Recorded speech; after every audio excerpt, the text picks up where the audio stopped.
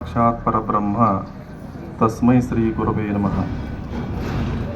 ಗುರುವೇ ಸರ್ವಲೋಕಾನಾಂ ವಿಸಜೇ ಭವರೋಗಿಣಾಂ ನಿಧೇ ಸರ್ವವಿದ್ಯಾನಾಂ ದಕ್ಷಿಣಾಮೂರ್ತೇ ನಮಃ.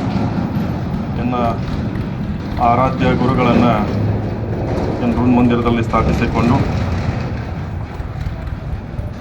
ನಡೆದಾಡುವ ದೇವರು ಜ್ಞಾನಯೋಗಿ ಪರಮ ಪೂಜನೀಯ ಶ್ರೀ ಸಿದ್ದೇಶ್ವರ ಮಹಾಸ್ವಾಮಿಗಳವರ ಪಾದಗಳಿಗೆ ಬಂದ್ ಮಾಡಿಸೇ ಬಿಡ್ರಿ. ನಾವು ಅಪ್ಪಗಳ ಶಿಷ್ಯರಂದ್ರೆ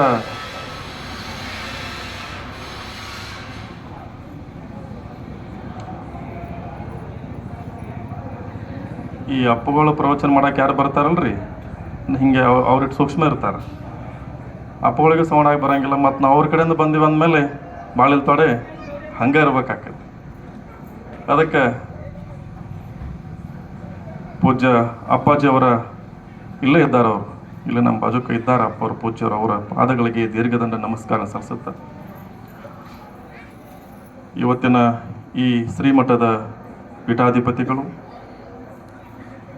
ಬುದ್ಧಿಜಿಯವರ ಸಂಜಾತ ಪುತ್ರರು ಆಗಿರತಕ್ಕಂತಹ ಈಶಪ್ರಸಾದ ಮಹಾಸ್ವಾಮಿಗಳವರ ಪಾದಗಳಿಗೆ ದೀರ್ಘದಂಡ ನಮಸ್ಕಾರ ಸಲ್ಲಿಸುತ್ತಾ, ಬುದ್ಧಿಜಿಯವರ ಹಾಕಿಕೊಂಡ ಮಾರ್ಗದಲ್ಲಿ ಇವತ್ತು ನಡೆದುಕೊಂಡು ಬರ್ತಾ ಇರತಕ್ಕಂತಹ ನಮ್ಮ ಪುಡ್ಲಿಕಟ್ಟಿ ಸರ್ ಅವರಿಗೂ ಸಹಿತ ದೀರ್ಘದಂಡ ನಮಸ್ಕಾರ ಸಲ್ಲಿಸುತ್ತಾ, ಅಥಾರ್ಗದ ಎಲ್ಲ ಸದ್ಭಕ್ತರಲ್ಲಿ, ತಾಯಂದಿರಲ್ಲಿ ಎಲ್ಲರಲ್ಲೂ ಸಹಿತ ನಮಸ್ಕರಿಸುತ್ತಾ, ಹಾಗೆ ಇವತ್ತಿನ ಕಾರ್ಯಕ್ರಮಕ್ಕೆ ನನ್ನ ಜೊತೆ ಆಗಮಿಸಿರ್ತಕ್ಕಂತಹ ನನ್ನ ತಂದೆಯವರಾಗಿರ್ತಕ್ಕಂತಹ ನಾರಾಯಣ್ ಜಾಧವ್ ಅವರಿಗೆ, ನನ್ನ ಜೊತೆ ಆಗಮಿಸಿರ್ತಕ್ಕಂತಹ ಸಂಗಮದೇವ ಮಹಾಸ್ವಾಮಿಗಳ ಶಿಷ್ಯರಾಗಿರ್ತಕ್ಕಂತಹ ಗೋಪಾಲ್ ಚಿಂಚಲಿ ಅವರಿಗೆ, ಹಾಗೆ ನಮ್ಮ ಚೌಡಪ್ಪ ಸರ್ ಅವರಿಗೆ, ಇಲ್ಲಿರ್ತಕ್ಕಂತಹ ಈರಣ್ಣ, ಸುನಿಲ್ ಸರ್ ಅವರು, ಎಲ್ಲ ಇರ್ತಕ್ಕಂಥ ಎಲ್ಲ ಕಾರ್ಯಕರ್ತರಿಗೂ ಮತ್ತೊಮ್ಮೆ ಮಗದೊಮ್ಮೆ ನಮಸ್ಕರಿಸುತ್ತಾ, ನನಗೆ ಇವತ್ತು ನುಡಿ ನಮನ ಕಾರ್ಯಕ್ರಮದಲ್ಲಿ ಮಾತನಾಡಲಿಕ್ಕೆ ಗುರುಗಳು ನನಗೆ ಹೇಳೇ 1-2 ತಿಂಗಳಾಯಿತು. ಬರ್ಬೇಕ್ರಿ ಸತೀಶ್ ಅವರ, ನೀವು ಅಪ್ಪಾರ ಕುರಿತು ನುಡಿ ನಮನ ಸಲ್ಲಿಸಬೇಕು ಅಂತಂದ್ರು. ಒಂದು ರೀತಿ ಖುಷಿನೂ ಆಯಿತು, ಒಂದ್ಸರಿ ಹೆದರಿಕೆನೂ ಆಯಿತು. ಅಪ್ಪಾರ ಮುಂದೆ ನಿಲ್ಲಕ್ಕ ನಾವು ಹೆದರವರು. ಅಪ್ಪಾರು ಹೋದ್ಮೇಲೆ ಮಾತಾಡೋದು ಅಂತಂದ್ರೆ ಇದು ಭಾಳ ಯಾಕೋ ನನಗೆ ಸರಿ ಅನಿಸ್ಲಿಲ್ಲ. ಯಾಕೆ ಅಪ್ಪಾರು ಇದ್ದಾಗ ನಾವು ಮಾತಾಡಿವಿಲ್ಲ ಅನ್ನಕ್ಕಿಲ್ಲ ಅಪ್ಪಾರ ಮುಂದೆ, ಆದ್ರೆ ಅಪ್ಪಾರನ್ನ ಕುರಿತು ಮಾತಾಡಲಿಲ್ಲ ನಾವು. ಏನಾರ ಮಾತಾಡೋ ಯೋಗದ ಬಗ್ಗೆ ಮಾತಾಡೋರು. ಏನಪ್ಪ ಸತೀಶ್ ಹೇಳಂದ್ರೆ ಯೋಗದ ಬಗ್ಗೆ ಹೇಳೋರು. ಆದರೆ ಅಪ್ಪಾರನ್ನ ಕುರಿತು ಮಾತಾಡೋದಿದೆಯಲ್ಲ, ಬಹಳ ಕಷ್ಟ ಇದೆ, ಬಹಳ ಕಷ್ಟ ಇದೆ. ಅದಕ್ಕೆ ಗುರುಗಳು ನನಗೆ ಹೇಳಿದಾಗ ಅವ್ರು ನಾನು ಮೊದಲನೇಗೆ ಅವ್ರಿಗೆ ಕ್ಷಮೆಯನ್ನು ಕೇಳ್ತೇನೆ.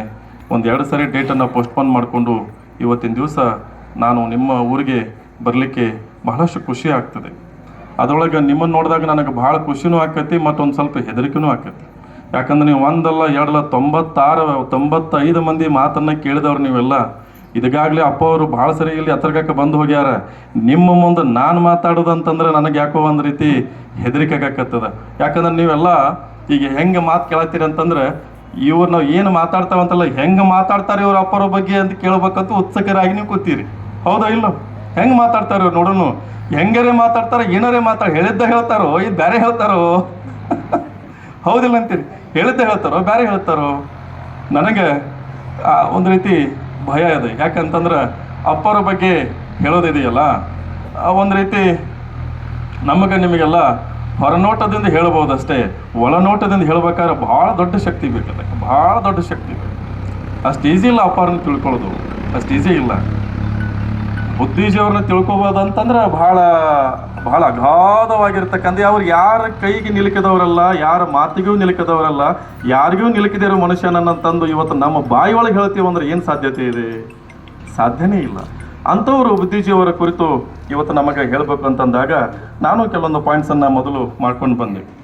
ಮೊದಲನೇದಾಗಿ ನನಗೆ ತಾವೆಲ್ಲ ಈಶಪ್ರಸಾದ ಗುರುಗಳನ್ನು ನೋಡ್ತಾ ಇದ್ದೀರಿ. ಬಹುತೇಕ ಈ 108 ದಿನಗಳವರೆಗೆ ಬೇರೆ ಬೇರೆ ಮಹಾನುಭಾವರನ್ನು ಈ ವೇದಿಕೆ ಮೇಲೆ ನಾನು ನೋಡಿದ್ದೇನೆ. ಗುರುಗಳೆಲ್ಲ ಮೊಬೈಲ್ ಲಿಂಕ್ ಕಳಿಸಿದ್ರು. ಬಹಳ ಸ್ವಾಮಿಗಳು, ಸಂತರು, ಮಹಾನುಭಾವರು, ವಿದ್ವತ್ತರು, ವಿದ್ವಾಂಸರು, ತತ್ವಜ್ಞಾನಿಗಳು ಕುರಿತು ಬಂದು ಇಲ್ಲಿ ಮಾತನಾಡಿರ್ತಕ್ಕಂಥ ವೇದಿಕೆ ಮೇಲೆ ನಾನು ಮಾತನಾಡ್ತಾ ಇದ್ದೀನಲ್ಲ, ನಿಜಕ್ಕೂ ನಾನು ಒಬ್ಬ ಧನ್ಯತಾವನ್ನು ನಾನು ಅರ್ಪಿಸ್ಕೊಳ್ಳಲೇಬೇಕು. ಈಶಪ್ರಸಾದ ಮಹಾಸ್ವಾಮಿಗಳು ಬುದ್ಧೂಜಿಯವರ ಸಂಜಾತ ಪುತ್ರರಾಗಿ ಕೊನೆಯದಾಗಿ ಅವರು ಬರ್ತಾರೆ. ನಮಗೆಲ್ಲ ನಿಮಗೆಲ್ಲ ಅವರೆಲ್ಲ ಈಶ ಪ್ರಸಾದ ಅಂಥೇಳಿ ಅಪ್ಪ ಅವರು ನಮಗೆ ಹೇಳಿ ಹೋದರು. ಅದನ್ನು ನನಗೇನು ಅನ್ನಿಸ್ತದ, ಅಪ್ಪ ಅವರ ಕೊನೆ ಗಳಿಗೆಯಲ್ಲಿ ಬಹಳ ತಾಯಿ ಹೃದಯದಿಂದ ಸೇವೆಯನ್ನು ಯಾರಾದರೂ ಮಾಡಿದ್ರಪ್ಪ ಅಂತ ಕೇಳಿದ್ರೆ ಅದು ಈಶ ಪ್ರಸಾದ ಮಹಾಸ್ವಾಮಿ. ಹಂಗಾದ್ರೆ ಅವರು ಈಶ ಪ್ರಸಾದರೇನ್ರಿ? ಅವರು ಈಶ ಪ್ರಸಾದರಲ್ಲ, ನಮಗೆ ಈಗ ಅವರು ಸಿದ್ಧ ಪ್ರಸಾದ. ಯಾಕಂತಂದ್ರೆ ನಮಗೆ ಅವರು ಕೊಟ್ಟು ಹೊತ್ತಿಗೆ ಹೋಗೋರು ಯಾರು? ಸಿದ್ಧರು ಕೊಟ್ಟು ಹೋಗಿದ್ದಾರೆ. ಎಂತಹ ಕೊಟ್ಟು ಹೋಗಿದ್ದಾರೆ ಅಂತಂದ್ರೆ ಒಬ್ಬ ಅದ್ಭುತವಾಗಿರ್ತಕ್ಕಂಥ ಮಹಾನುಭಾವನನ್ನು ಕೊಟ್ಟು ಹೋಗಿದ್ದಾರೆ. ಅಪ್ಪ ಅವರು ಅದ್ರ ಜೊತೆ ಅನೇಕ ಸನ್ಯಾಸಿಗಳಾಗಿ ಹೋಗಿದ್ದಾರೆ. ಎಲ್ಲ ಗುರು ಹಿರಿಯರು ಇದ್ದಾರೆ, ನಾವೆಲ್ಲರನ್ನೂ ಕಂಡಿದ್ದೇವೆ. ಈಶ ಪ್ರಸಾದ್ ಅವ್ರನ್ನ ಸುಮಾರು 10-12 ವರ್ಷಗಳ ಹಿಂದೆ ನಾನು ಆಶ್ರಮದಾಗ ಭೇಟಿಯಾಗಿದ್ದೆ. ಇನ್ನೊವರು ನನ್ನ ಹಿನ್ನೆಲೆ ಸ್ವಲ್ಪ ಹೇಳ್ತೀನಿ, ಆಮೇಲೆ ನನ್ನ ಮಾತಿನ ಮರಂ ನಿಮಗೆ ಅರ್ಥ ಆಗ್ತದೆ. ನೈಗಾಗಿ ನನ್ನ ಪರಿಚಯವನ್ನು ಮಾಡಿದ್ರು. ನಾನು ಮಠದಾಗೆ ಬೆಳೆದವ. ನಾ ಯಾಕಿಷ್ಟು ಹಗುರವಾಗಿ ಮತ್ತು ನಿಮ್ಮನ್ನೆಲ್ಲ ಹಿಂಗೆ ಕುರಿತು ಮಾತಾಡ್ತೀನಿ ಅಂತಂದ್ರೆ, ಮಠದೊಳಗೆ ಇದ್ಕೊಂಡು ಬೆಳೆದವ, ಮಠದಾಗೆ ಬೆಳೆದವ, ಎಲ್ಲ ಸ್ವಾಮಿಗಳಿಗೂ ಸಹಿತ ಯೋಗವನ್ನು ಕಲಿಸಿಕೊಟ್ಟವ. ನಾನು ಸಂಗಮದೇವ ಅಪ್ಪಾಜಿಯವರ ಸಂಜಾತ ಪುತ್ರನಾಗಿದ್ದವ. ನಿಮ್ಗೆ ಗೊತ್ತಿರ್ಬೇಕು, ಎಕ್ಸಂಬ ಸ್ವಾಮಿಗಳು. ಎಕ್ಸಂಬದಾಗ ಅದ್ಭುತವಾಗಿರ್ತಕ್ಕಂಥ ಒಬ್ಬ ಮೇರು ಸನ್ಯಾಸಿಯಾಗಿ ಹೋದರು. ಅದು ಅಪ್ಪ ಬುದ್ಧೀಜಿಯವರ ಒಂದು ಹೃದಯದ ಬಂಧು ಹಂಗಿದ್ರು. ಇವತ್ತು ಏನಾದರೂ ಕಾರ್ಯಕ್ರಮ ನಿಶ್ಚಯ ಆಗಬೇಕಾಗಿತ್ತು, ನಾಡಿನೆಲ್ಲ ಕಾರ್ಯಕ್ರಮಗಳು ನಿಶ್ಚಯ ಆಗಬೇಕಾಗಿತ್ತು, ಆ ಬುದ್ಧೀಜಿಯವ್ರಿಗೆ ಏನಾದರೂ ಬೇಕಾಗಿತ್ತು. ಯಾವುದೇ ಒಂದು ಮೊದಲು ಸಿದ್ದೇಶ್ವರ ಜ್ಞಾನ ಯೋಗಾಶ್ರಮದ ಅಧ್ಯಕ್ಷರು ಇದ್ದರು ನಮ್ಮ ಸಂಗಮದೇವ ಅಪ್ಪಗಳು. ಹೀಗೆ ಸಂಗಮದೇವ ಅಪ್ಪ ಅವರ ಒಂದು ಅಡಿಧಾವರಿಯಲ್ಲಿ ನಾವು ಬೆಳೆದವರು. ನಮ್ಮ ಗೋಪಾಲ ನಾವು ಎಲ್ಲ 1999ರಲ್ಲಿ ಮೊಟ್ಟ ಮೊದಲನೇದಾಗಿ ಎಕ್ಸಮ್ಮ ಮಠಕ್ಕೆ ಹೋದ್ವಿ. ಎಕ್ಸಮ್ಮ ಮಠಕ್ಕೆ ಹೋದಾಗ ನಾನು ಇನ್ನೂ ಹೈಸ್ಕೂಲ್ ವಿದ್ಯಾರ್ಥಿ ಇದ್ದೆ. ಹೈಸ್ಕೂಲ್ ವಿದ್ಯಾರ್ಥಿ ಇದ್ದಾಗ ಆವಾಗ ನಾವು ಯೋಗ ಶಿಬಿರದಲ್ಲಿ ಮೊದಲನೇದಾಗಿ ಭಾಗವಹಿಸಿದ್ವಿ. ಐನಾಪುರ ಒಳಗಡೆ ಮೊದಲು ಯೋಗದೊಳಗೆ ಭಾಗವಹಿಸಿದ್ವಿ. ಆಮೇಲೆ ನಾನು ನಿಮ್ಮಂಗೆ ಚಿಕಿತ್ಸಕ ಬುದ್ಧಿಯವ, ನೀವು ಆಗಲೇ ಹೇಳಿದ್ನಲ್ಲ ಹೆಂಗೆ ಹೇಳ್ತಾರೆ ಇವರು, ಏನು ಮಾಡ್ತಾರೆ ಇವರು ಅಂತೇಳಿ, ನಾವು ಹಂಗೆ ಏನು ಸ್ವಾಮಿಗಳು ಇವರು ಹೆಂಗೆ ಹೇಳ್ತಾರೆ ಅಂತ ತಿಳ್ಕೊಂಡು ನಾವು ಚಿಕಿತ್ಸಕ ಬುದ್ಧಿಯಿಂದ ನಾವು ಅಪ್ಪಗಳು ನೋಡ್ತಿದ್ವಿ. ಆಮೇಲೆ ಕಾಲಕ್ರಮೇಣ ಐನಾಪುರ ಕ್ಯಾಂಪ್ ಮುಗೀತು, ಎಕ್ಸಂಬ ಕ್ಯಾಂಪ್ ಮುಗೀತು, ಕೃಷ್ಣ ಕಿತ್ತೂರು ಕ್ಯಾಂಪ್ ಮುಗೀತು. ಅಲ್ಲಿ ಮುಗಿದ ಮೇಲೆ ನಾನು ಸುಮಾರು ಅಲ್ಲಿ 25-30 ಜನ ನಾವು ಯೋಗ ಕ್ಯಾಂಪಿಗೆ ಹೋಗಿದ್ವಿ. ಹೋದಾಗ ಅಲ್ಲಿ ಯೋಗ ಶಿಬಿರ ಮುಗಿದ ಕೂಡಲೇ ಅಪ್ಪ ಅವ್ರನ್ನ ಸಂಗಮದೇವ ಅಪ್ಪ ಅವ್ರು ನೋಡಿದ ಮೇಲೆ ನನಗೆ ಬಹಳ ದಿಗ್ಭ್ರಮೆ ಆಯಿತು. ಬಹಳ ಅದ್ಭುತವಾಗಿರ್ತಕ್ಕಂಥ ಸನ್ಯಾಸಿ, ಮೇರು ವ್ಯಕ್ತಿತ್ವದ ಸನ್ಯಾಸಿ. ಅವ್ರ ಬಗ್ಗೆ ನನಗೆ ಹೇಳ್ಬೇಕಂದ್ರೆ ನಮ್ಮ ಅವ್ವನ ಹೇಳ್ದಂಗೆ, ನಮ್ಮ ತಾಯಿ ಬಗ್ಗೆ ಹೇಳ್ದಂಗೆ, ಇಷ್ಟ ನಿಮ್ಗೆ ಹೇಳ್ಬೇಕಂದ್ರೆ ಅವನ ಬಗ್ಗೆ ಹೇಳ್ದಂಗೆ, ಅವನ ಹೃದಯ ಹೆಂಗಿರ್ತದೆ ಅಷ್ಟು ಆಗಿರ್ತಕ್ಕಂಥ ಪವಿತ್ರವಾಗಿರ್ತಕ್ಕಂಥವ್ರು ಹೃದಯವನ್ನು ಉಳ್ಳವರು ಅವರು ಸಂಗಮದೇವ ಅಪ್ಪಗಳು. ಅವರು ಮಾತಿಗೂ ಬುದ್ಧಿಜಿ ಹೆಸರು ತಗೊಳ್ಳೋ. ಯಾರು ಬುದ್ಧಿಜಿ ಅಂತ ನಾವು ಸಣ್ಣಾಗಿರ್ತ ನಮ್ಮ ತಲೆ ಹಿಡಿದು ಯಾರು ಬುದ್ಧಿಜಿ ಅವರು ಅಂತೇಳಿ ನನಗೆ ಬುದ್ಧಿಯವರು ಬರ್ತಾರೆ. ನಾನು ಯಾರೇ ಬಹುತೇಕ ಬುದ್ಧಿಯವರು ಅಂದ್ರೆ ಯಾರು ಇರಬೇಕು ನನಗೇನು ಗೊತ್ತಿಲ್ಲ, ಸಣ್ಣವ ನಾನು. ಬುದ್ಧಿಯವ್ರ ಕಡೆ ಹೊಂಟೇನೇನವ್ರು, ಅಲ್ಲ ಇವ್ರು ಎಲ್ಲಿ ಹೋಗ್ತಾರೆ ಇವರು?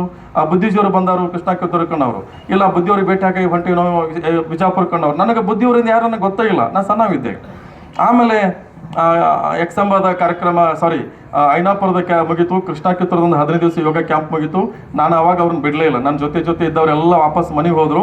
ನಮ್ಮ ಅವ್ವ ನನಗೊಂದು ದೊಡ್ಡ ಸುಟ್ಕೇಸ್ ಕೊಟ್ಟಿದ್ಲು. ಆ ಸುಟ್ಕೇಸ್ ತೊಗೊಂಡು ಮತ್ತೆ ನಾನು ಎಕ್ಸಮ್ಮ ಮಠಕ್ಕೆ ಹೋದೆ. ಎಕ್ಸಮ್ಮ ಮಠದಾಗಲೂ ಅಲ್ಲಿ ಕಾರ್ಯಕ್ರಮ ಮುಗೀತು. ಅಲ್ಲಿ ಸಹಿತ ಬಂದವರೆಲ್ಲ ಬಾಜುಕ್ ಬಂದ ಅಪ್ಪವ್ರನ್ನ ಬುದ್ಧಿಯವ್ರ ಕಡೆ ಹೋಗಿದ್ದೀರಿ, ಬುದ್ಧಿಯವ್ರ ಕಡೆ ಹೋಗಿದ್ದೆ. ನಾವು ಏನು ಬುದ್ಧಿಯವ್ರ ಕಡೆ ಹೋಗ್ತಾ ಅಂತಾರೆ, ಬುದ್ಧಿಯವ್ರು ಯಾರು ಅಂತ ತಿಳ್ಕೊಂಡು ನಾನು ಮತ್ತೆ ನನಗೆ ಕಾಡಕ್ಕೆ ಸ್ಟಾರ್ಟ್ ಆಯ್ತು. ನಾನು ಬುದ್ಧಿಯವ್ರು ನೋಡಲೇಬೇಕಲ್ಲ ಅಂತ. ಎಲ್ಲಿ ಮತ್ತು ಅಪ್ಪಗಳ ಫೋಟೋ ಇರಲಿಲ್ಲ, ನಿಮ್ಗೆ ಗೊತ್ತಿರಲಿ. ಆ ಟೈಮ್ದಾಗ ಬುದ್ಧಿಜವ್ರ ಫೋಟೋಗಳು ಎಲ್ಲೂ ಇರ್ತಿರ್ಲಿಲ್ಲ. ಬರೀ ಆವಾಗ ನಮ್ಮ ಮಲ್ಲಿಕಾರ್ಜುನ ಅಪ್ಪಗಳು ಒಂದು ಫೋಟೋ ಇರ್ತಿತ್ತು, ವೇದಾಂತ ಕೇಸರಿ ಅಂತ ತಿಳ್ಕೊಂಡು ಒಂದು ಫೋಟೋ ಇರ್ತಿತ್ತು, ಅಲ್ಲಿಂದ ಶರಣ ಬಸವಾನಂದ ಸ್ವಾಮಿಗಳು ಅಂತ ತಿಳ್ಕೊಂಡು ಒಂದು ಫೋಟೋ ಇರ್ತಿತ್ತು. ಆಮೇಲೆ ಅಲ್ಲಿಂದ ನನಗೆ ಬುದ್ಧಿಯವರು ಯಾರು ಅಂತ ತಿಳ್ಕೊಂಡು ಹಂಬಲ ಉಂಟಾಯಿತು. ಆದಾಗ ಸಂಗಮದೇವ ಅಪ್ಪವರು, ನೋಡಪ್ಪ ನಿನ್ನ ಶಿಬಿರಗಳು ಐನಾಪುರ ಮುಗೀತು, ಕೃಷ್ಣ ಕಿತ್ತೂರು ಮುಗೀತು, ಎಕ್ಸಮ್ಮ ಮುಗೀತು, ಇನ್ನು ನಿಮ್ದು ಎಲ್ಲ ಹುಡುಗರು ಹೋಗ್ಯಾರ, ಮತ್ತು ನನ್ನ ಜೊತೆ ಬರ್ತೀಯೋ ಏನು ಹೋಗ್ತೀಯೋ ಅಂತಂದರು. ಅಪ್ಪರ ನಾನು ನಿಮ್ಮ ಜೊತೆ ಬರಾವ್ರಿ ಅಂತಂದೆ. ಎಲ್ಲಿ ಬರಾವ ಅಂತಂದ್ರು. ನಾವು ಎಲ್ಲಿ ಹೊಂಟ್ರಿ ನೀವು ಅಂತಂದು. ನಾವು ಮೈಸೂರಿಗೆ ಹೊಂಟೀವಿ ಅಂತಂದ್ರು. ಮೈಸೂರಿಗೆ ಅದಕ್ಕೆ ಹೊಂಟ್ರಿ ಅಂದ್ರೆ ನಾವು ಅಲ್ಲಿ ಶಿಬಿರ ಐತಂದು ಬರ್ತೀವ್ರಿ ಅಂತಂದೆ. ನಿಮಗೆ ಗೊತ್ತಿರಲಿ, ಆ ಟೈಮ್ದಾಗ ಒಂದು ದೊಡ್ಡ ಸುಟ್ಟಿಗೆಸ್, ಅವಾಗಿನ ಸುಟ್ಟಿಗೆಸ್ ಗೊತ್ತಿರ್ಬೇಕು, ದೊಡ್ಡ ಸುಟ್ಟಿಗೆಸ್ ಇದ್ದು. ನನಗೆ ಒಂದು ಸಣ್ಣ ಬ್ಯಾಗ್, ಈಗ ಅದ್ರ ಒಂದು ಸಣ್ಣ ಬ್ಯಾಗ್ ಇಟ್ಕೊಂಡು ಬಂದೇವಿ. ಅವಾಗ ಒಂದು ದೊಡ್ಡ ಸುಟ್ಟಿಗೆಸ್ದಾಗ ಸಿಕ್ಕಾಪಟ್ಟೆ ಸಾಮಾನುಗಳು ಹಾಕ್ಕೊಂಡು ಅಪ್ಪವರು ಆಯ್ತು ನಡಿ ಅಂತಂದ್ರು. ಅವ್ರದ್ದೊಂದು ಸಣ್ಣ ಒಂದು ಕೊಳಾಗ ಬ್ಯಾಗ್, ನನ್ನ ದೊಡ್ಡ ಸುಟ್ಟಿಗೆಸ್ ಇಟ್ಟ ಸಣ್ಣ ಮನುಷ್ಯ ಮುಂದೆ ಹಿಂಗೆ ನಡ್ಕೊಂತ ಹೊಂಟಿದ್ದೆ, ಹಿಂಗೆ ಕುಂಟಾಡ್ಕೊಂತಿದ್ದೆ. ಅಪ್ಪವರು ಕೊಡಲಿ ಬ್ಯಾಗ್ ಅಂತಂದ್ರು. ನೋಡ್ರಿ, ಎಕ್ಸಮ್ಮ ಮಠದಾಗ ಹಿಡ್ಕೊಂಡಿದ್ದ ಬ್ಯಾಗ ಮೈಸೂರು ತಕ ಹಿಡ್ಕೊಂಡ್ರು ಅವ್ರು. ನಂದು ಯಾಕಟ್ಟು ತಗೊಂಡು ಏನೂ ಕೇಳಲಿಲ್ಲ. ಆ ಹುಡುಗ ಬೇಕಾಗಿರ್ಬೇಕಂತ ತಿಳ್ಕೊಂಡು ಆ ಬ್ಯಾಗನ್ನು ಹಿಡ್ಕೊಂಡ್ರು. ಇಲ್ಲಿ ಇದಕ್ಕೆ ಬಂದ್ವಿ, ಎಲ್ಲಿ ಹುಬ್ಳಿಗೆ ಬಂದ್ವಿ.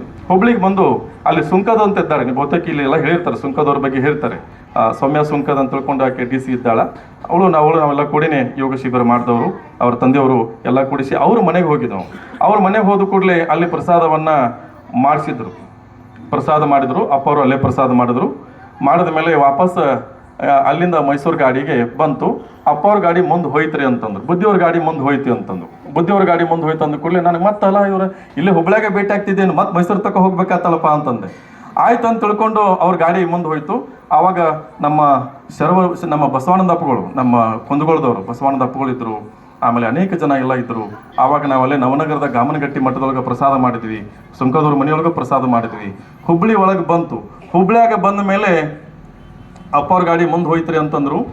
ಆವಾಗ ನನಗೆ ಸತೀಶ ನೀನು ಪ್ರಸಾದ ಮಾಡ್ತೀನಪ್ಪ ಅಂತ ನನಗೆ ಮತ್ತೆ ಕೇಳಿದ್ರು. ಅವ್ರು ಯಾರು ಸುಂಕದವರು. ಮನ್ಯಾಗೆ ಊಟ ಮಾಡಿ ಬಂದೀನಿ, ಕಾಮತ್ ಹೋಟೆಲ್ ಮುಂದೆ ತರಬ್ಯಾರ. ಹ್ಞೂ ರೀ ಅಂತಂದೆ. ಎಲ್ಲ ಸ್ವಾಮಿಗಳು ಗಾಡಿಯಾಗ ಕುಂತ್ರು ಒಬ್ಬನ ಕರ್ಕೊಂಡೋಗಿ ಮತ್ತೆ ಅಲ್ಲಿ ದೋಸೆ ತಿನ್ಸ್ಕೊಂಡು ಬಂದ್ರು. ನೋಡ್ರಿ, ಯಾಕೆ ಹುಡುಗರಲ್ಲ, ಅದಕ್ಕೆ ಈ ಹುಡುಗರದು ಯಾಕೆ ಹೇಳ್ತೀನಂತ, ಯಾಕೆ ಮಾತನ್ನು ಹೇಳ್ತೀನಿ ಅಂತಂದ್ರೆ, ಮಕ್ಕಳಂದ್ರೆ ಹೆಂಗಿರ್ತಾರ, ತಾಯಿ ಅಂದ್ರೆ ಹೆಂಗಿರ್ತಾರ, ಗುರುಗಳಂದ್ರೆ ಹೆಂಗಿರ್ತಾರ ಅನ್ನೋ ಕಾರಣಕ್ಕಾಗಿ. ಆವಾಗ ನನಗೆ ವಾಪಸ್ ಅಲ್ಲಿ ದೋಸೆಯನ್ನು ತಿರ್ಸ್ಕೊಂಡು ಬಂದಮೇಲೆ ವಾಪಸ್ ತಿರ್ಗಾ ನಾವು ಮೈಸೂರಿಗೆ ಹೋದ್ವಿ. ಮೈಸೂರಿಗೆ ಹೋದ್ಮೇಲೆ ಅಲ್ಲಿ JSS ಜಗದ್ಗುರು ಸುತ್ತೂರು ದೇಶಿಕೇಂದ್ರ ಮಹಾಸ್ವಾಮಿಗಳು ಒಂದು ದೊಡ್ಡ, ಅಲ್ಲಿಂದ ಮತ್ತೆ ಮೈಸೂರದಾಗ ಅಪ್ಪಗಳು ಸಿಗ್ಲಿಲ್ಲ. ಅದೊಂದು ಮಜಾ, ಅಪ್ಪಗಳು ಮೈಸೂರದಾಗ ಸಿಗ್ಲಿಲ್ಲ. ಅಪ್ಪಗಳು ನಾವು ಮೈಸೂರಿಗೆ ಬೆಳಗ್ಗೆ ಇಳಿದ್ವಿ, ಅಲ್ಲಿ ಮಠದಾಗ ಹೋದ್ವಿ, ಪ್ರಸಾದ ಮಾಡಿದ್ವಿ. ಅಪ್ಪವರು ಅಂತ ಈ ಅಪ್ಪರಿಗೆಲ್ಲ ಮೊದಲು ಗೊತ್ತಿರ್ತೀವ್ರಲ್ಲ, ನಾ ಅಪ್ಪವ್ರು ಮತ್ತು ಬುದ್ಧಿಜೋರು ಹೋಗ್ಯಾರ್ರಿ, ಊಟಿಗೆ ಹೋಗ್ಯಾರ ಅಂತಂದ್ರು. ಮತ್ತೆ ನನಗೆ ಅಪ್ಪವ್ರು ಬೆಳಗ್ಗೆ ಮತ್ತೆ ಬಸ್ನಾಗ ಕುಣಿಸ್ಕೊಂಡು ಮತ್ತೆ ಊಟಿಗೆ ಹೋದ್ವಿ. ಅಲ್ಲಿ ಹೋದ ಮೇಲೆ ಮೊಟ್ಟ ಮೊದಲನೇದಾಗಿ ಅಪ್ಪರ ದರ್ಶನ ಆಗಿದ್ದು ಜಗದ್ಗುರು ದೇಶಿಕೇಂದ್ರ ಸ್ವಾಮಿಗಳ ಒಂದು ದೊಡ್ಡ ಮಠದೊಳಗೆ ಅಪ್ಪರ ಮ್ಯಾಗಿನಿಂದ ಕೆಳಗೆ ಇಳ್ಕೊಂತ ಬರ್ತಾ ಇದ್ರು. ಮೊಟ್ಟ ಮೊದಲು ಅಪ್ಪರ ದರ್ಶನ ಆಗಿದ್ದು ನನಗೆ ಅಲ್ಲಿ ಊಟಿಯಲ್ಲಿ. ನಾನು ನೋಡಿದ್ದೆ ಅವ್ರನ್ನ ಊಟಿ ಒಳಗಡೆ. ನನಗೆ ಆ ಯಾವ ಒಂದು ಪೂರ್ವ ಜನ್ಮದ ಪುಣ್ಯದ ಫಲವೋ ಗೊತ್ತಿಲ್ಲ, ಬುದ್ಧಿಜಿಯವರ ದರ್ಶನ ಆಯಿತು. ಆಮೇಲೆ ಅವ್ರನ್ನ ನೋಡಿದ್ವಿ. ನಾನೇನೋ ಅನ್ಕೊಂಡೆ ಭಾಳ ದೊಡ್ಡ ಬುದ್ಧಿಜಿಯವ್ರು, ದೊಡ್ಡ ಪೈಲ್ವಾನ್ ಇರಬೇಕು, ಭಾಳ ದೊಡ್ಡ ಮನುಷ್ಯ ಇರಬೇಕು, ಎತ್ತರ ಇರಬೇಕು, ಕಡಕ ಬೀಸಿ ಇರಬೇಕು ಅಂತ ನಾನು ಅನ್ಕೊಂಡೀನಿ. ಇವರು ಸರಳ ವ್ಯಕ್ತಿತ್ವ. ನಿಮಗೆಲ್ಲ ಹೇಳ್ತಾರೆ, ನೀವು 96 ಮಂದಿದು ಕೇಳಿರಿ, 95 ಮಂದಿದು ಹೌದಿಲ್ಲೋ, ಎಲ್ಲ ಕೇಳಿ ಆದಮೇಲೆ ಆವಾಗ ಬುದ್ಧಿಜಿಯವರು ಕೆಳಗಡೆ ಇಳ್ಕೊಂಡು ಬಂದರು. ದರ್ಶನ ಆಯಿತು, ಎಲ್ಲ ಆಯಿತು. ಆಮೇಲೆ ನಾವು ದಿವಸ ಕಳೀತು. ನಾನು ವಾಪಸ್ ಮತ್ತೆ ಈ ಮಠದ ಎಷ್ಟು ನನಗೆ ಅಫೆಕ್ಷನ್ ಅಂದ್ರೆ ನನಗೆ ಎಷ್ಟು ಒಲವಿತ್ತು ಅಂತ ಕೇಳಿದ್ರೆ, ನಾನು ಬರೀ ಆ ಬ್ಯಾಗನ್ನು ನಾನು ವಾಪಸ್ ಮನೆಗೆ ಒಯ್ಯಲಿಲ್ಲ. ನಾನು ಮತ್ತೆ ಎಕ್ಸಾಮ್ ಮಠಕ್ಕೆ ಇಟ್ಟೆ. ನಮ್ಮ ತಂದೆಯವ್ರಿಗೆ ಹೇಳಿದೆ, ನಮ್ಮ ತಾಯಿಯವ್ರಿಗೆ ಹೇಳಿದೆ, ಇಲ್ಲ ನಾನು ಮಠಕ್ಕೆ ಹೋಗ್ತೀನಿ ಅಂಥೇಳಿ. ಮಠಕ್ಕೆ ಬಂದೆ. ವಾಪಸ್ ನಾನು ಮಠಕ್ಕೆ ಬಂದ, ಮಠದಾಗೆ ಇದೆ. ಮಠದೊಳಗೆ ಶಿಕ್ಷಣ ತಗೊಂಡೆ, ಮಠದೊಳಗೆ ಯೋಗವನ್ನು ಕಲಿತೆ, ಯೋಗ ಶಿಕ್ಷಕನಾದೆ. ಅಪ್ಪವರು ಬುದ್ಧಿಜಿಯವರು ಸಂಗಮದೇವ ಅಪ್ಪಗಳು ಎಲ್ಲೆಲ್ಲಿ ಯೋಗವನ್ನು ಹೇಳಿಕೊಡ್ತಿದ್ರು ಅಲ್ಲೆಲ್ಲ ಯೋಗ ಶಿಬಿರವನ್ನು ಹೇಳಿಕೊಟ್ಟಿದ್ದೇನೆ. ಅನೇಕ ಸ್ವಾಮಿಗಳು ಸಂತರ ಕೈಯಿಂದ ಅಪ್ಪವ್ರು ನನ್ನ ಕಡೆಯಿಂದ ನನಗೆ ಯೋಗವನ್ನು ಹೇಳಿಸಿದ್ರು. ಬುದ್ಧಿಜಿಯವ್ರಿಗೆ ಎಲ್ಲೆಲ್ಲಿ ನಾವು ಕೊಲ್ಲಾಪುರಕ್ಕೆ ಹೋಗ್ತಿದ್ವಿ, ಕೊಲ್ಲಾಪುರಕ್ಕೆ ಹೋದಾಗ ಅಪ್ಪರು ಪ್ರವಚನ ಮಾಡ್ತಿದ್ರು, ಅದು ಮುಗಿದ ಮೇಲೆ ನಮ್ಮದು ಯೋಗ ಇರ್ತಿತ್ತು. ಹೀಗೆ ಸಾವಿರಾರು ಶಿಬಿರಗಳನ್ನು ಸಂಗಮದೇವ ಅಪ್ಪರ ಜೊತೆ ನಾನು ಮಾಡಿದೆ. ಆವಾಗ ನಾನು ಬುದ್ಧಿಜಿಯವರನ್ನ ನೋಡಿದ್ದು ಎಲ್ಲಿಪ್ಪ ಅಂತ ಕೇಳಿದ್ರೆ, ಸಂಗಮದೇವ ಸ್ವಾಮಿಗಳ ಒಂದು ದೃಷ್ಟಿ ಒಳಗೆ ನಾನು ಅಪ್ಪ ಅವ್ರನ್ನ ನೋಡಿದೆ. ಅಪ್ಪ ಅವ್ರ ಬಗ್ಗೆ ನಿಮಗೆಲ್ಲ ಭಾಳಷ್ಟು ಕೇಳಿದಿರಿ. ಅವರು ಹೃದಯವಂತರು, ಬಹಳ ಸರಳ ಸಜ್ಜನಿಕೆಯವರು, ಎಲ್ಲ ನಿಮಗೆ ಅವ್ರ ಬಗ್ಗೆ ಗೊತ್ತಿದೆ. ಆದರೆ ನಾನು ನಿಮ್ಗೇನು ಹೇಳ್ತೀನಿ ಅಂತಂದರೆ, ಒಬ್ಬ ಮಕ್ಕಳನ್ನು ಮಠದ ವಾತಾವರಣದಾಗ ಬೆಳೆಸೋರಾಗ ಹೆಂಗಿರ್ತಾರೆ ಮಕ್ಕಳು, ಏನು ಆಗ್ತಾರೆ ಅಂತಕ್ಕಂಥದ್ದನ್ನು ನೀವು ಸ್ವಲ್ಪ ಅರ್ಥ ಮಾಡ್ಕೋಬೇಕು ತಾಯಂದಿರು. ಈಗ ನಮ್ಮ ತಂದೆಯವರು ಟ್ರಕ್ ಡ್ರೈವರ್. ನಿಮ್ಮ ಟ್ರಕ್ ಡ್ರೈವರ್ ಅಂದ್ರೆ ನಿಮ್ಗೆ ಗೊತ್ತಿರ್ತದೆ, ಹೆಚ್ಚು ಕಡಿಮೆ ಅವ್ರು ಬೆಳೆದು ಬಂದು ವಾತಾವರಣ, ಅವರು ಡ್ರೈವರ್ ಅಂದ ಕೂಡಲೇ ನಿಮಗೊಂದೆಲ್ಲ ಗೊತ್ತಿರ್ತದೆ. ಅಂಥವ್ರ ಮಕ್ಕಳು ಇವತ್ತು ಬಂದು ವೇದಿಕೆಗೆ ಬಂದು ಮಹಾನುಭಾವ ಬುದ್ಧಿಜಿಯವ್ರ ಬಗ್ಗೆ ಮಾತಾಡ್ತಾರಂತಂದ್ರೆ ಇದು ಯಾರ್ದು ಮಹಿಮಾ? ಗುರುವಿನ ಮಹಿಮಾ. ಮೊನ್ನೆ ಹೇಳತ್ತಿದ್ರಲ್ಲ ನಮ್ಮ ಬಸವೇಶ್ವರ ಸ್ವಾಮಿಗಳು ಹೇಳಲಿಲ್ಲ, ದೇವರು ಬಂದು ನಿಂತಂದ್ರೆ ದೇವರನ್ನ ಆಯ್ಕೆ ಮಾಡ್ತಿರೋ ಗುರುಗಳನ್ನ ಆಯ್ಕೆ ಮಾಡ್ತಿರೋ ಅಂತ ಕೇಳಿದ್ರು. ಅವಾಗ ಏನು ಹೇಳಿದ್ರಿ ನೀವಲ್ಲ, ಮೊನ್ನೆ ಹೇಳಿದ್ರಲ್ಲ, ಕೇಳಿನ ಅದನ್ನು ನಾನು ಏನಂತ ಹೇಳಿದ್ರಿ, ಗುರುಗಳನ್ನ ಆಯ್ಕೆ ಮಾಡಿ. ಇವತ್ತು ನಾನು ಈ ಜಾಗಕ್ಕೆ ಬಂದು ನಿಂತು ಏನಾದರೂ ಹಿಂಗೆ ಮಾತಾಡಕತ್ತೀನಂತಂದರೆ ಅದು ಗುರುವಿನ ಪ್ರತಿಫಲ. ಅಂದ್ರೆ ಅದ್ಭುತವಾಗಿರ್ತಕ್ಕಂತಹ ಗುರುವಿನಲ್ಲಿ ಶಕ್ತಿ ಇದೆ. ನೀವೆಲ್ಲ ಅತರ್ಗದವರು, ನೀವೆಲ್ಲ ಆಧ್ಯಾತ್ಮಿಕ ವಾತಾವರಣದಿಂದ ಬಂದವರು. ಅಪ್ಪ ಅವರು ಬಂದಿದ್ದಾರೆ, ಎಲ್ಲ ಬಂದಿದ್ದಾರೆ. ಪ್ರಾಬ್ಲಮ್ ಏನದ ಗೊತ್ತೇನ್ರಿ, ಅತರ್ಗದಾಗ ನೀವು ಹುಟ್ಟಿನಿಂದ ಸಂಸ್ಕಾರವಂತರು. ನೀವೆಲ್ಲ ಹುಟ್ಟಿನಿಂದ ಸಂಸ್ಕಾರವಂತರು. ನೀವೆಲ್ಲ ದಿನಾಲು ಬೆಳಗ್ಗೆದ್ದ ಕೂಡಲೇ ಸ್ನಾನ ಮಾಡ್ಲಾರ್ದನೇ ನೀವು ಬಾಯಿಯೊಳಗೆ ನೀರು ಹಾಕಂಗಿಲ್ಲ, ಯುವತಿ ಹಚ್ಚಲಾರ್ದನೇ ಹೊರಗೆ ಬರಂಗಿಲ್ಲ. ಅಂತಹ ಸಂಸ್ಕಾರತವಾಗಿರ್ತಕ್ಕಂತಹ ಈ ವಿಜಾಪುರದ ಭಾಗ ಜನರು. ಆದ್ರೆ ನನಗೆ ಚಪ್ಪಾಳಿ ಇಲ್ಲಿ ಬೇಕಾಗಿಲ್ಲ, ನನಗೆ ನೀವು ಬರೆದು ಬೇಕಾಗಿಲ್ಲ. ಈಶ ಪ್ರಸಾದ ಸ್ವಾಮಿಗಳಿಗೇನು ವಯಸ್ಸಾಗಿದೇನು? ವಯಸ್ಸಾಗಿದೆಯಾ? ಸನ್ಯಾಸಿ, ವೀರ ಸನ್ಯಾಸಿ, ಅದ್ಭುತವಾಗಿರ್ತಕ್ಕಂಥ ಸನ್ಯಾಸಿ. ಇಲ್ಲಿ ನಿಮ್ಮ ಮಕ್ಕಳು ಬರಬೇಕಾಗಿತ್ತು. ನಿಮ್ಮ ಮಕ್ಕಳು ಬರಬೇಕಾಗಿತ್ತು. ನಿಮ್ಮ ಮಕ್ಕಳನ್ನು ಕರ್ಕೊಂಡು ಬಂದಾಗ ಈ ಅಪ್ಪಾರ ನುಡಿ ನಮನ ಕಾರ್ಯಕ್ರಮ ಒಂದು ಅರ್ಥ ಬರ್ತದೆ. ಇಂತಹ ಸನ್ಯಾಸಿಗೆ ಅರ್ಥ ಬರ್ತದೆ, ಅಂತಹ ಬುದ್ಧಿಜೀವರಿಗೆ ಅರ್ಥ ಬರ್ತದೆ, ಇಂತಹ ಮಠಮಾನ್ಯಗಳಿಗೆ ಅರ್ಥ ಬರ್ತದೆ, ಎಲ್ಲದಕ್ಕೂ ಅರ್ಥ ಬರ್ತದೆ. ಯಾವಾಗ ನಿಮ್ಮ ಮಕ್ಕಳು ಬಂದು ಕೇಳಬೇಕು, ಅದ್ಭುತವಾಗಿರ್ತಕ್ಕಂಥ ಬದಲಾವಣೆ ಆಗಬೇಕು. ನಾ ಹೇಳಿದ್ನಲ್ಲ, ನಾನು ಒಬ್ಬ ಸಾಮಾನ್ಯ ಡ್ರೈವರ್ನ ಮಗ, ನಾನು ಡ್ರೈವರ್ ಆಗಬೇಕಾಗಿತ್ತು. ನನಗೆ ನನ್ನದೇ ಆಗಿರ್ತಕ್ಕಂತಹ ಬೇರೆ ಬೇರೆ ಇರ್ತಾವ. ಆದ್ರೆ ನಮ್ಮವ್ವ ಏನು ಹೇಳಿದ್ದು, ಅಪ್ಪಾರ ನಮ್ಮ ಮನೆಯವ್ರಾಗ ಡ್ರೈವರ್ ಇದ್ದಾನ, ಸ್ವಲ್ಪ ಕುಡಿತಾನ ಮಾಡ್ತಾನ, ನನ್ನ ಮಗನ ನಿಮ್ಮ ಉಡ್ಯಾಗ ಹಾಕ್ತೀನಿ, ನೀವು ಸನ್ಯಾಸಿರೇ ಮಾಡ್ರಿ, ಏನಾರೇ ಮಾಡ್ರಿ, ನನ್ನ ಮಗ ನೀವು ಇಟ್ಕೊಳ್ರಿ ಅಂತ ತಿಳ್ಕೊಂಡು ನಮ್ಮವ್ವ ಸಂಗಮ ದೇವಪ್ಪ ಉಡ್ಯಾಗ ಹಾಕಿದ್ದು. ಆಕೆ ಉಡ್ಯಾಗ ಹಾಕ್ಲಿಲ್ಲಪ್ಪ ಅಂತ ಕೇಳಿದ್ರೆ ನಾನು ಈ ಮಟ್ಟಕ್ಕೆ ಬರ್ತಿರ್ಲಿಲ್ಲ. ಅದಕ್ಕೆ ನಾನು ನಿಮ್ಗೆ ಹೇಳಕ್ ಹೊಂಟೀನಿ ಅಂತಂದ್ರೆ, ಈ ನುಡಿ ನಮನ ಕಾರ್ಯಕ್ರಮದ ಮೂಲಕ ನೀವು ಕೇವಲ ಬಂದು ನೀವು ನಿಮ್ಮದು ಮುಗಿತಲ್ಲ ಏನ್ರಮ್ಮಾರ, ಮುಗಿತಲ್ಲ. ಏನು ಕಾಣ್ಬೇಕೆಲ್ಲ ಕಣ್ರಿ, ಅಪ್ಪವ್ರ ಮಾತನ್ನ ಕೇಳಿದ್ರಿ. ಇವತ್ತು ನೀವು ಹೆಂಗೆ ನೀವು ಅಥರ್ಗ ಮಂದಿ ನೀವೆಲ್ಲ ರೆಡಿ ಆಗಿರತ್ತಂದ್ರೆ ಸಾವು ಈಗ ಬರ್ತೈತೆ ಅಂದ್ರೆ ತೊಗೊಂಡು ಹೋಗ್ಲಿ ದೇವ್ರ ಅಂತ ಎಂತೆಂತ ಅಪ್ಪವ್ರನ್ನ ತೊಗೊಂಡೋಗಿ ನಮ್ಮನ್ನು ತೊಗೊಂಡು ಹೋಗ್ಲಿ ಅನ್ನೋ ಮಟ್ಟಕ್ಕೆ ಗಟ್ಟಿ ಆಗಿರಿ. ನಿಮ್ಮ ಮಕ್ಕಳು ಗಟ್ಟಿ ಆಗ್ಬೇಕಲ್ಲ ಅಲ್ರಿ, ನಿಮ್ಮ ಮಕ್ಕಳು ಗಟ್ಟಿ ಆಗ್ಬೇಕಲ್ಲ. ಆ ಮಕ್ಕಳು ಗಟ್ಟಿ ಆಗ್ಬೇಕಂತಂತ ಕೇಳಿದ್ರೆ ನೀವು ನಿಮ್ಮ ಮಕ್ಕಳನ್ನ ತರಬೇಕು, ಮಠಕ್ಕೆ ಬಿಡಬೇಕು. ಮಠಕ್ಕೆ ಬಿಡ್ಬೇಕಂದ್ರೆ ಮಠದ ಸನ್ಯಾಸಿ ಮಾಡೋದಲ್ಲ, ಮಠದ ಸೇವಾ ಮಾಡಿ. ಈಗೆಲ್ಲ ಚೌಡಪ್ಪ ಸರ್ ಇದ್ದಾರೆ, ಈರಣ್ಣ ಇದ್ದಾನ, ಸುನೀಲ್ ಇದ್ದಾನ, ಇವರೆಲ್ಲ ಮಠದ ಸೇವಾ ಮಾಡಕತ್ತಿಲ್ಲ. ಅಲ್ಲಿ ನೋಡ್ರಿ, ಅಲ್ಲಿ ಅಡಿಗೆ ಕೆಲಸ ಮಾಡಕತ್ತಾರ. ನಾನು ಮಧ್ಯಾಹ್ನ ಹೆಚ್ಚು ಕಡಿಮೆ ಸಾಯಂಕಾಲ ಬಂದ ಮೇಲೆ ಅಲ್ಲಿ ಅಡಿಗೆ ಕೆಲಸ ಮಾಡತ್ತಾರ. ಇಬ್ರು ಹೆಣ್ಮಕ್ಳು ಬಂದು ಸ್ವಚ್ಛ ಕಸ ಗುಡಿಸಿದ್ರು, ಎಲ್ಲ ಮಾಡಿದ್ರು, ಓಕೆ. ಬಟ್ ಅವ್ರ ಮಕ್ಕಳು ಬರ್ಬೇಕನ್ನವನ. ನೀವು ಏನು ಆಸ್ತಿ ಮಾಡ್ತಿರೋ, ನೀವೇನು ಸೇವಾ ಮಾಡ್ತಿರೋ, ನೀವು ದಿನಾಲು ಎಷ್ಟು ಪ್ರವಚನಕ್ಕೆ ಬರ್ತಿರೋ, ಏನು ವಿಭೂತಿ ಹಚ್ತಿರೋ, ನೀವು ಏನು ಎಲ್ಲೋ ಮುಖ್ಯ ಅಲ್ಲ. ನನ್ನ ಪ್ರಕಾರ ನೀವು ಸತ್ತ ಮೇಲೆ ನಿಮ್ಮ ಮಕ್ಕಳು ಹೆಂಗಿರ್ತಾರೆ ಅಟ್ಟ ಮುಖ್ಯ. ನೀವು ಸತ್ತ ಮೇಲೆ ಹೆಂಗಿರ್ತೀರಿ. ಬುದ್ಧಿಜೀವರು ಹೋದ್ರಲ್ಲ, ಈಶ ಪ್ರಸಾದ್ ಅವ್ರು ಹೆಂಗಿರ್ತಾರೆ ಅಟ್ಟ ಮುಖ್ಯ, ಬುದ್ಧಿಜೀವರು ಮುಖ್ಯ ಅಲ್ಲ. ಮರಿ ಕೊಡೋ. ಈಶ ಪ್ರಸಾದ ಮಹಾಸ್ವಾಮಿಗಳು ತನ್ನ ಗುರುವಿನ ನಾಮಸ್ಮರಣೆ ಆಗ್ಬೇಕು ಅಂತ ತಿಳ್ಕೊಂಡು ಹಠ ಹಿಡಿದು, ಸಾಮಾನ್ಯ ಕೆಲಸ ಅಲ್ರಿ ಇದು. 108 ಮಂದಿನ ಮಾತಾಡ್ಸೋದಂದ್ರೆ ಸಾಮಾನ್ಯ ಕೆಲಸ ಏನು? 108 ಮಂದಿನ ಹಿಡ್ಕೊಂಡು ಬಂದು ದಿನಾಲು ಅದನ್ನ ಮಾಡೋದು ಹೇಳ್ರಿ. 108 ಮಂದಿನ ಒಂದು ದಿವಸ ಕಾರ್ಯಕ್ರಮ ಮಾಡ್ಬೇಕಾದ್ರೆ ರಾಮಾನ್ಯತೆ ಹಿಡಿತದೆ. ಚೌಡಪ್ಪ ಸರ್ ಅಂತವ್ರು ದಿನಾಲು ಬಂದು ಶಾಲೆ ಬಿಟ್ಟು, ಮನೆ ಬಿಟ್ಟು, ಎಲ್ಲ ಬಿಟ್ಟು ಬಂದು ಇಲ್ಲಿ ಕೂಡ್ತಾರಲ್ಲ, ಸಾಮಾನ್ಯ ಕೆಲಸ ಏನು? ಸರ್ ರೇವಣಸಿದ್ದ ಸರ್ ಅವರೆಲ್ಲ ಬಂದು ಸಾಯಂಕಾಲ ಕೂಡ್ತಾರಲ್ಲ, ಅವ್ರಿಗಿನ ಸಾಮಾನ್ಯ ಕೆಲಸ ಏನು? ಇದೆಲ್ಲ ಸಾಮಾನ್ಯ ಕೆಲಸ ಅಲ್ಲ. ಬಹಳ ಅದ್ಭುತವಾಗಿರ್ತಕ್ಕಂಥ, ಬಹುತೇಕ ನನ್ನ ತಿಳುವಳಿಕೆ ಪ್ರಕಾರ ಈ 108 ದಿನಗಳವರೆಗೆ ಪ್ರವಚನವನ್ನ ಮಾಡತಕ್ಕಂಥ ಇತಿಹಾಸ ನನ್ನ ಪ್ರಕಾರ ಎಲ್ಲೂ ಇಲ್ಲ. ಇದು ನನಗೆ ಇದೇನಾದ್ರೂ ಇದ್ರಪ್ಪ ಅಂತ ಕೇಳಿದ್ರೆ ಅದು ಅಥರ್ಗದ ಈ ಒಂದು ಮಠಕ್ಕೆ ಸಲ್ಲಬೇಕು, ನಮ್ಮ ಈಶ ಪ್ರಸಾದ ಸ್ವಾಮಿಗಳಿಗೆ ಸಲ್ಲ. ಹಂಗೆಲ್ಲೂ ಇಲ್ಲ. ಅದಕ್ಕೆ ನಾನು ನಿಮ್ಗೆ ಹೇಳೋದು, ನಿಮ್ಮ ಮಕ್ಕಳನ್ನ ನಿಮ್ಮ ಮಠಕ್ಕೆ ತಗೊಂಡು ಬನ್ನಿ. ಭಾಳ ಏನಲ್ರಿ, ದಿವಸಕ್ಕೆ ಯಾವಾಗಾದ್ರೂ ಹೋಗಪ್ಪ, ಮಠಕ್ಕೆ ಹೋಗು, ಗುರುಗಳಿಗೆ ಭೇಟಿ ಆಗು.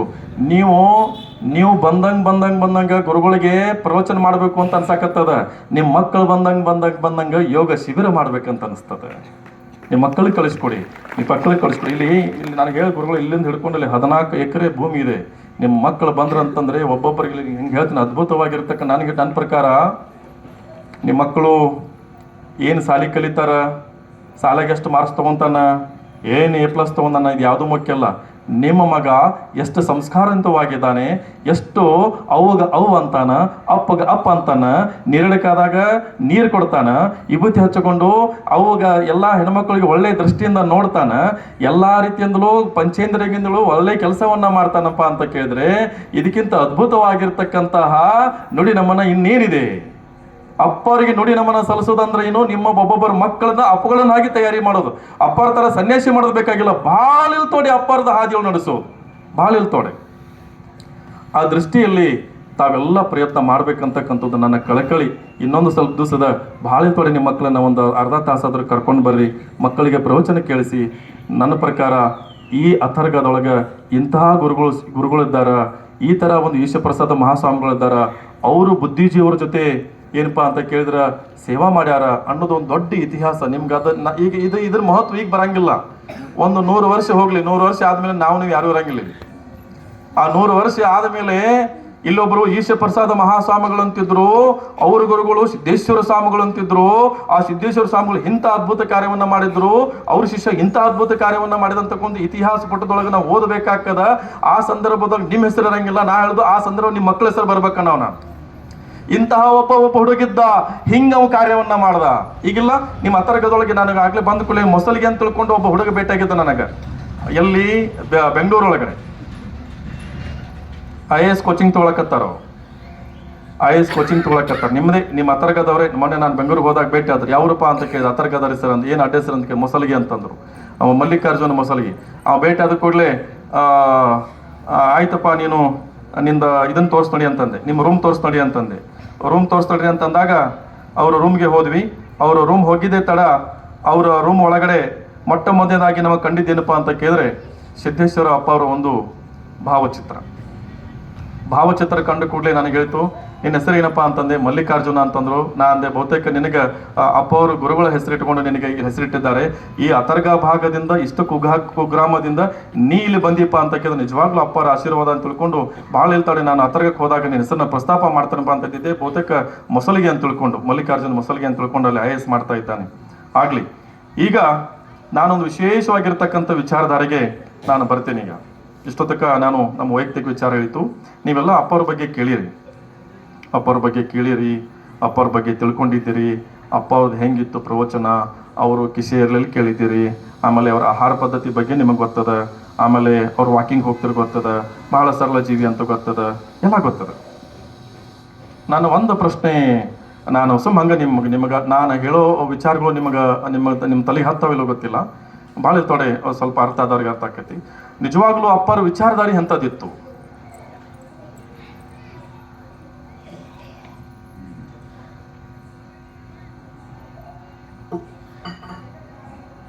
ನಿಜವಾಗ್ಲೂ ಅಪ್ಪ ಅವರ ವಿಚಾರಧಾರೆ ಹೆಂಗಿತ್ತು. ಅಪ್ಪ ಅವರು ಬುದ್ಧಿಜೀವರು ಯಾವ ತತ್ವದ ಅಡಿಯಲ್ಲಿ ಇಷ್ಟು ನಡ್ಕೊಂಡು ಬಂದರು, ಯಾವ ತತ್ವಜ್ಞಾನದ ಮೂಲಕ ಅವರು ಪ್ರವಚನವನ್ನು ಮಾಡಿದ್ರು, ಯಾವ ಧರ್ಮವನ್ನು ಹಿಡ್ಕೊಂಡು ಅಪ್ಪ ಅವರು ಇಲ್ಲಿಗೆ ಬಂದರು, ಯಾವ ಧರ್ಮ ಅಪ್ಪ ಅವ್ರ ಮೇಲೆ ಪ್ರಭಾವ ಬೀರಿತ್ತು, ಯಾವ ಧರ್ಮವನ್ನ ಅಪ್ಪ ಅವರು ಪ್ರಚಾರ ಮಾಡಿದ್ರು, ಇದ್ರ ಬಗ್ಗೆ ನಾವು ತಿಳ್ಕೋಬೇಕಾಗಿದೆ. ಇದ್ರ ಬಗ್ಗೆ ನಾವು ತಿಳ್ಕೋಬೇಕಾಗಿದೆ. ಬಸವಣ್ಣ 12ನೇ ಶತಮಾನದಲ್ಲಿ ಬಂದರು. ಇದೇ ನಮ್ಮ ಯಾವುದು ಇಂಗ್ಲಿಷ್ ಅವರು ಭಾಗ್ಯವಾಡಿಯಲ್ಲಿ ಜನಿಸಿದ್ರು, ಕೂಡಲ ಸಂಗಮದಲ್ಲಿ ಐಕ್ಯ ಆದರು. ಬಸವಣ್ಣ ಹುಟ್ಟಿದ್ದು ಶೈವ ಬ್ರಾಹ್ಮಣ, ಆಗಿದ್ದು ವೀರಶೈವ. ಬಸವಣ್ಣ ಆ ಸಂದರ್ಭದಲ್ಲಿ ಏನು ಅನ್ಯ ಜಾತಿಯರಿಗೆ ಜಾತಿ ಮೇಲೆ ಇವ್ರ ಜಾತಿ ಹೆಚ್ಚವ, ಈ ಕೆಳ ಜಾತಿಯವರು ಎಲ್ಲ ಇತ್ತಲ್ಲ, ಅದನ್ನು ಸಮಾನ ಮಾಡಬೇಕು, ಎಲ್ಲರೂ ಒಂದಾಗಬೇಕು ಅಂತ ತಿಳ್ಕೊಂಡು ಆ ಸಂದರ್ಭದಲ್ಲಿ ಬಸವಣ್ಣ ಎಲ್ಲರಿಗೂ ಲಿಂಗ ದೀಕ್ಷೆಯನ್ನು ಕೊಡಿಸಿ ಎಲ್ಲರೂ ಲಿಂಗವಂತರನ್ನಾಗಿ ಮಾಡಿದ್ರು. ಅದು ಕಾಲಕ್ರಮೇಣ 21ನೇ ಶತಮಾನಕ್ಕೆ ಬಂದು 20ನೇ ಶತಮಾನಕ್ಕೆ ಬಂದು ಅದು ವೀರಶೈವ ಧರ್ಮ ಆಗಿ ಪರಿವರ್ತನೆ ಆಯಿತು. ಶಕ್ತಿ ವಿಶಿಷ್ಟ ದ್ವೈತ ಅಂತಕ್ಕಂಥ ಧರ್ಮ ಆಗಿ ಪರಿವರ್ತನೆ ಆಯಿತು. ಇವತ್ತು ನಾವೆಲ್ಲ ಪಾಲನೆ ಮಾಡ್ತಾ ಇದೀವಿ. ಓಕೆ, ಹಾಗಾದ್ರೆ ಅಪ್ಪರು ಯಾವ ಧರ್ಮವನ್ನ ಪಾಲನೆ ಮಾಡಿದ್ರು? ಅಪ್ಪರು ಹುಟ್ಟಿದ್ದು ಲಿಂಗಾಯತರದಲ್ಲಿ, ಆದ್ರೆ ಅಪ್ಪರು ಯಾವ ಧರ್ಮವನ್ನ ಪಾಲನೆ ಮಾಡಿದ್ರು? ಅಪ್ಪ ಅವ್ರು ಲಿಂಗಾಯತರಂಗಿತ್ತಂತಂದ್ರೆ ಕೊನೆ ತಮ್ಮ ಜೀವನದಲ್ಲಿ ಸಲ್ಲೇಖನ ವ್ರತವನ್ನ ತಗೊಂಡ್ರಲ್ಲ, ಹಂಗಾದ್ರೆ ಅವರು ಜೈನರನ್ಲಿಕ್ಕೆ ಆಗ್ತಿದೆ. ಹಂಗಾರೆ ಯಾರಪ್ಪ ಅವರು? ಅಪ್ಪ ಅವ್ರು ಯಾರು? ಇದು ಈ ಪ್ರಶ್ನೆ ನಾನು ಇವತ್ತು ಹಾಕ್ತೀನಿ ಅಷ್ಟೇ. ಇದು ಉತ್ತರ ಸಿಗೋದು 100 ವರ್ಷದ ನಂತರ, ನಿಮ್ಗೆ ಗೊತ್ತಿರಲಿ. ಈಗ ಉತ್ತರ ಯಾರಿಗೂ ಸಿಗೋದಿಲ್ಲ. ಪ್ರಶ್ನೆ ಹಾಕ್ತೀನಿ ಅಷ್ಟೇ, ಉತ್ತರ ಮತ್ತೆ ನೀವು ಹೇಳ್ರಿ, ನನಗೆ ಹೇಳ್ರಿ, ಗುರುಗಳಿಗೆ ಹೇಳ್ರಿ, ಯಾರಿಗೂ ಸಿಗೋದ ಪ್ರಶ್ನೆ ಅಷ್ಟೇ. ಅಪ್ಪ ಅವರು ಯಾರು? ಅಪ್ಪ ಅವ್ರು ಯಾವ ಧರ್ಮವನ್ನ ಪಾಲನೆ ಮಾಡಿದ್ರು? ಹಾಗಾದ್ರೆ ಅಪ್ಪ ಅವರು ವೀರಶೈವ ಧರ್ಮವನ್ನ ಪಾಲನೆ ಮಾಡಿದ್ರು. ಆಗ್ಲೇ ಮತ್ತೆ ಸಲ್ಲೇಖನ ವ್ರತವನ್ನ ತಗೊಂಡಿಕೊಂಡು ಅಂತ ಹೇಳಿದ್ರಿ. ಜೈನ ಧರ್ಮ ಗುರುಲಿಂಗ ಜಂಗಮವನ್ನ ಪೂಜೆ ಮಾಡಿದ್ರು, ಗುರುವನ್ನು ಒಪ್ಕೊಂಡ್ರು, ಲಿಂಗವನ್ನು ಒಪ್ಪಿಕೊಂಡ್ರು, ವಿಭೂತಿಯನ್ನು ಒಪ್ಪಿಕೊಂಡ್ರು, ದಾಸೋಹವನ್ನು ಒಪ್ಪಿಕೊಂಡ್ರು, ಕೊನೆಗೆ ತಮ್ಮ ಜೀವನದಲ್ಲಿ ಜೈನ ಧರ್ಮವನ್ನು ಒಪ್ಪಿಕೊಂಡ್ರು. ಪ್ರತಿ ಮಾತಿನಲ್ಲೂ ಪ್ರವಚನದಲ್ಲೂ ಹೇಳ್ಬೇಕಾದ್ರೆ ಬುದ್ಧಂ ಶರಣಂ ಗಚ್ಚಾಮಿ ಅನ್ನೋರಪ್ಪ ಅವರು, ಸಂಗಂ ಶರಣಂ ಗಚ್ಚಾಮಿ ಕೇಳೋರು ಭಾಷಣಗಳಲ್ಲಿ. ಬುದ್ಧನನ್ನ ಆರಾಧನೆ ಮಾಡಿದ್ರು, ಬಸವಣ್ಣನನ್ನ ಆರಾಧನೆ ಮಾಡಿದ್ರು. ಇಸ್ಲಾಂ ಧರ್ಮದವರು ಬರ್ತಿದ್ರು ಅಪ್ಪ ಅವರು ಪ್ರವಚನ ಕೇಳಲಿಕ್ಕೆ, ಗೊತ್ತಿರಲಿ. ಮುಸ್ಲಿಮ್ಸು ಬರ್ತಿದ್ರು, ದೇವನೊಬ್ಬ ನಾಮ ಹಲವು ಅಂತಿದ್ರು. ಎಲ್ಲ ದೇವರು ಒಂದೇ ಅಂತ ಹೇಳ್ತಿದ್ರು. ಅದಕ್ಕೆ ಇಸ್ಲಾಂದವ್ರಿಗೆ ಇಷ್ಟ ಆಗ್ತಿತ್ತು. ಮುಸ್ಲಿಮರು ಬಂದು ಭಾಷಣ ಕೇಳ್ತಿದ್ರು ಅಪ್ಪರದು, ಒಂದ್ ದಿವಸ ಯಾರು ವಿರೋಧ ಮಾಡಲಿಲ್ಲ. ಯಾವತ್ತು ಒಂದ್ ದಿವಸದ ಸಹಿತ ಅಪ್ಪರು ನಾನು ಹಿಂದುತ್ವ ಅಂತ ತಿಳ್ಕೊಂಡು ಯಾವತ್ತು ಜೋರಾಗಿ ಭಾಷಣ ಮಾಡ್ಲೇನೇ ಇಲ್ಲ. ಅಂದ್ರೆ ಅಪ್ಪರನ್ನ ಅರ್ಥ ಮಾಡ್ಕೊಳ್ಳೋದು ಬಹಳ ಕಷ್ಟ ಇದೆ. ನೀವು ತಿಳ್ಕೊಂಡ ಅಪ್ಪರು ಸಾಮಾನ್ಯ ವ್ಯಕ್ತಿಗಳು ಅಲ್ವೇ ಅಲ್ಲ. ನಿಮಗ ಇವತ್ತಿಗೂ ಅಪ್ಪರು ಸಿಗೋದಿಲ್ಲ, ಅಪ್ಪರ ತತ್ವಗಳು ಸಿಗೋದಿಲ್ಲ. ಅನುಭವಿಸ್ಬೇಕು. ಇದ್ವಿ ನೋಡಿದ್ವಿ ಅಂತಕ್ಕಂಥದ್ದು. ಇಂಥ ಟೈಮ್ದಾಗ ಯಾರಾದ್ರೂ ಇಂಥ ಈಶ ಪ್ರಸಾದ ಮಹಾಸಂಗಮ ಸೇವಾ ಮಾಡಿದ್ರ ಹೆಸರು ಒಂದು ದಾಖಲಾತಿ ಒಳಗೆ ಈಶ ಪ್ರಸಾದ ಕೊನೆಯಲ್ಲಿ ಬುದ್ಧಿಜಿಯವರು ಅವ್ರ ಕೈಯನ್ನು ಹಿಡ್ಕೊಂಡ್ರು ಅಂತ ಒಂದು ದಾಖಲೆ ಆಗ್ತದೆ ವಿನಃ ಅವ್ರು ಮಾಡಿದ ಸೇವೆ ಉಳಿತದೆ ವಿನಃ ನೀವೇನಾದ್ರೂ 100 ವರ್ಷಗಳ ನಂತರ ನೀವು ಅಲ್ಲಿ ನಿಮ್ಮ ಇತಿಹಾಸ ಉಳಿಬೇಕಾಗಿತ್ತಂದ್ರೆ ನೀವು ಅಪ್ಪರನ್ನ ಪಾಲನೆ ಮಾಡಬೇಕು, ನಿಮ್ಮ ಮಕ್ಕಳನ್ನ ಕಳಿಸ್ಬೇಕು.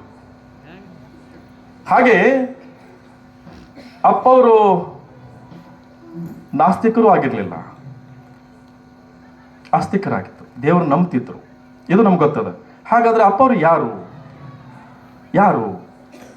ಜೈನ ಧರ್ಮವನ್ನು ಜೈನ ಧರ್ಮದ ಸಲ್ಲೇಖನ ವ್ರತವನ್ನು ಒಪ್ಕೊಂಡ್ರು, ಇಸ್ಲಾಂ ಧರ್ಮದ ದೇವನೊಬ್ಬ ನಾಮವನ್ನು ಒಪ್ಪಿಕೊಂಡ್ರು, ವೀರಶೈವ ಧರ್ಮದ ಗುರುಲಿಂಗ ಜಂಗಮವನ್ನು ಒಪ್ಪಿಕೊಂಡ್ರು, ಎಲ್ಲ ಧರ್ಮವನ್ನು ಒಪ್ಪಿಕೊಂಡು ಅಷ್ಟೇ ಇಲ್ಲ, ಪಾಶ್ಚಾತ್ಯ ದೇಶದ ಪ್ಲೇಟೋ, ಅರಿಸ್ಟಾಟಲ್ ಎಲ್ಲರೂ ಅವ್ರ ಮೇಲೆ ಪರಿಣಾಮವನ್ನು ಬೀರಿದ್ರು.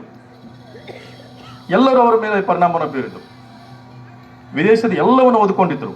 ಆದರೆ ಅಪ್ಪ ಅವರು ಯಾವ ಧರ್ಮವನ್ನೂ ಗಟ್ಟಿಯಾಗಿ ಹಿಡಿದು ಅದರ ಸಿದ್ಧಾಂತವನ್ನು ಬೋಧನೆ ಮಾಡಲಿಲ್ಲ. ಎಲ್ಲ ಧರ್ಮಗಳ ಸಾರವನ್ನು ಹಿಡ್ಕೊಂಡು ಒಂದು ಧರ್ಮವನ್ನು ಸಾರಿದ್ರು. ಆ ಧರ್ಮ ಯಾವುದು ಅಂತ ಕೇಳಿದ್ರೆ ಸರ್ ವೀರಶೈವ ಧರ್ಮ ಅಂತಾರೆ, ಇಲ್ಲ ಸರ್ ಮಾನವ ಧರ್ಮ ಅಂತಾರೆ, ವಿಶ್ವಧರ್ಮ. ಚಪ್ಪಾಳೆ. ವಿಶ್ವಧರ್ಮ ಅಥವಾ ನಾನೊಂದು ಹೆಸರು ಇಟ್ಟೆ ಅದಕ್ಕೆ ಸುಮ್ಮ ಹಂಗೆ ನನ್ನ ತಲೆ ಒಳಗೆ ಬಂತು. ಸರ್ ಹೇಳಿದ ಕರೆಕ್ಟ್ ಅದ. ವಿಶ್ವಧರ್ಮ ಅಥವಾ ಜ್ಞಾನ ಧರ್ಮ, ಸಿದ್ಧ ಧರ್ಮ. ಅದು ಈಗ ಯಾವುದು ನಿರ್ಧಾರ ಆಗೋದಿಲ್ಲ. ಇದೆಲ್ಲ ನಿರ್ಧಾರ ಆಗೋದು 100 ವರ್ಷದ ನಂತರ. ನಾವೆಲ್ಲ ಹೋಗ್ಬೇಕು. ನಾವೆಲ್ಲ ಹೋದ ಮೇಲೆ ಹೆಂಗ 12ನೇ ಶತಮಾನದ ಬಸವಣ್ಣನವರನ್ನ ಕುರಿತು ಇತಿಹಾಸ ಬಂತಲ್ಲ. ಅವ್ರ ಹೆಂಡ್ರು 2 ಜನ, ಗಂಗಾಂಬಿಕೆ ನೀಲಾಂಬಿಕೆ ಅಂತ ತಿಳ್ಕೊಂಡು, ನಾಗಮ್ಮ ಅವ್ರ ಅಕ್ಕ, ಎಲ್ಲ ಇತಿಹಾಸ ಬಂತು. ಇವತ್ತು 12ನೇ ಶತಮಾನದ ಬಸವಣ್ಣನನ್ನ ಇಡೀ ವಿಶ್ವದಾದ್ಯಂತ ಕೊಂಡಾಡ್ತಾ ಇದ್ದಾರೆ. ಭಾರತದ ಪ್ರಧಾನಿ ಹಿಡ್ಕೊಂಡು, ಬ್ರಿಟನ್ನ ಸಂಸತ್ತಿನ ಅಧ್ಯಕ್ಷ ಹಿಡ್ಕೊಂಡು ಎಲ್ಲರೂ ಹೋಗ್ತಾ ಇದ್ದಾರೆ. ಅಂತಹ ಕಾಲ ಒಂದು 100 ವರ್ಷದ ನಂತರ ಬರ್ತದೆ. ಬುದ್ಧಿಜಿ ಅಂದ್ರೆ ಯಾರು? ಸಿದ್ದೇಶ್ವರ ಸ್ವಾಮಿಗಳು ಅಂದ್ರೆ ಯಾರು? ಅವರ ವಿಚಾರಧಾರೆ ಹೇಗಿತ್ತು? ಇದೆಲ್ಲವುಗಳು ಈ 100 ವರ್ಷದ ನಂತರ ಬರ್ತದೆ. ಅದಕ್ಕೆ ಅಪ್ಪ ಅವ್ರು ಏನಪ್ಪಾ ಅಂತ ಕೇಳಿದ್ರೆ, ಬಹಳ ಯಾವ ಧರ್ಮವನ್ನು ಗಟ್ಟಿಯಾಗಿ ಹಿಡ್ಕೊಂಡು ಹೋದವರೆಲ್ಲ ಎಲ್ಲ ಧರ್ಮದೊಳಗಿಂದ ಒಂದೊಂದು ಸಾರವನ್ನು ಹಿಡ್ಕೊಂಡು ಒಂದು ಧರ್ಮವನ್ನ ಕಟ್ಟಿದರು. ಮತ್ ಧರ್ಮ ಕಟ್ಟಿದ್ರನ್ನ ಧರ್ಮ ಮಾಡಿದ್ರನ್ರಿ? ಇಲ್ಲ, ನಮ್ಮ ಮಾತಿಗೆ ಹೇಳಕತ್ತೀವಿ ನಾವು ಧರ್ಮವನ್ನ. ಆದ್ರೆ ಇದ್ರ ಮೂಲಕ ಏನ್ ತಿಳ್ಕೊಬೇಕು ಅಂತ ಕೇಳಿದ್ರೆ, ಅಪ್ಪ ಅವರು ಬದುಕಿರ್ತಕ್ಕಂತಹ ಧರ್ಮವೇ ನಿಜವಾದ ಧರ್ಮ. ಅಪ್ಪ ಅವರು ಮಾಡಿರ್ತಕ್ಕಂತಹ ಒಂದು ನಡೆದಿರ್ತಕ್ಕಂಥ ನಿಜವಾದ ನಡೆ.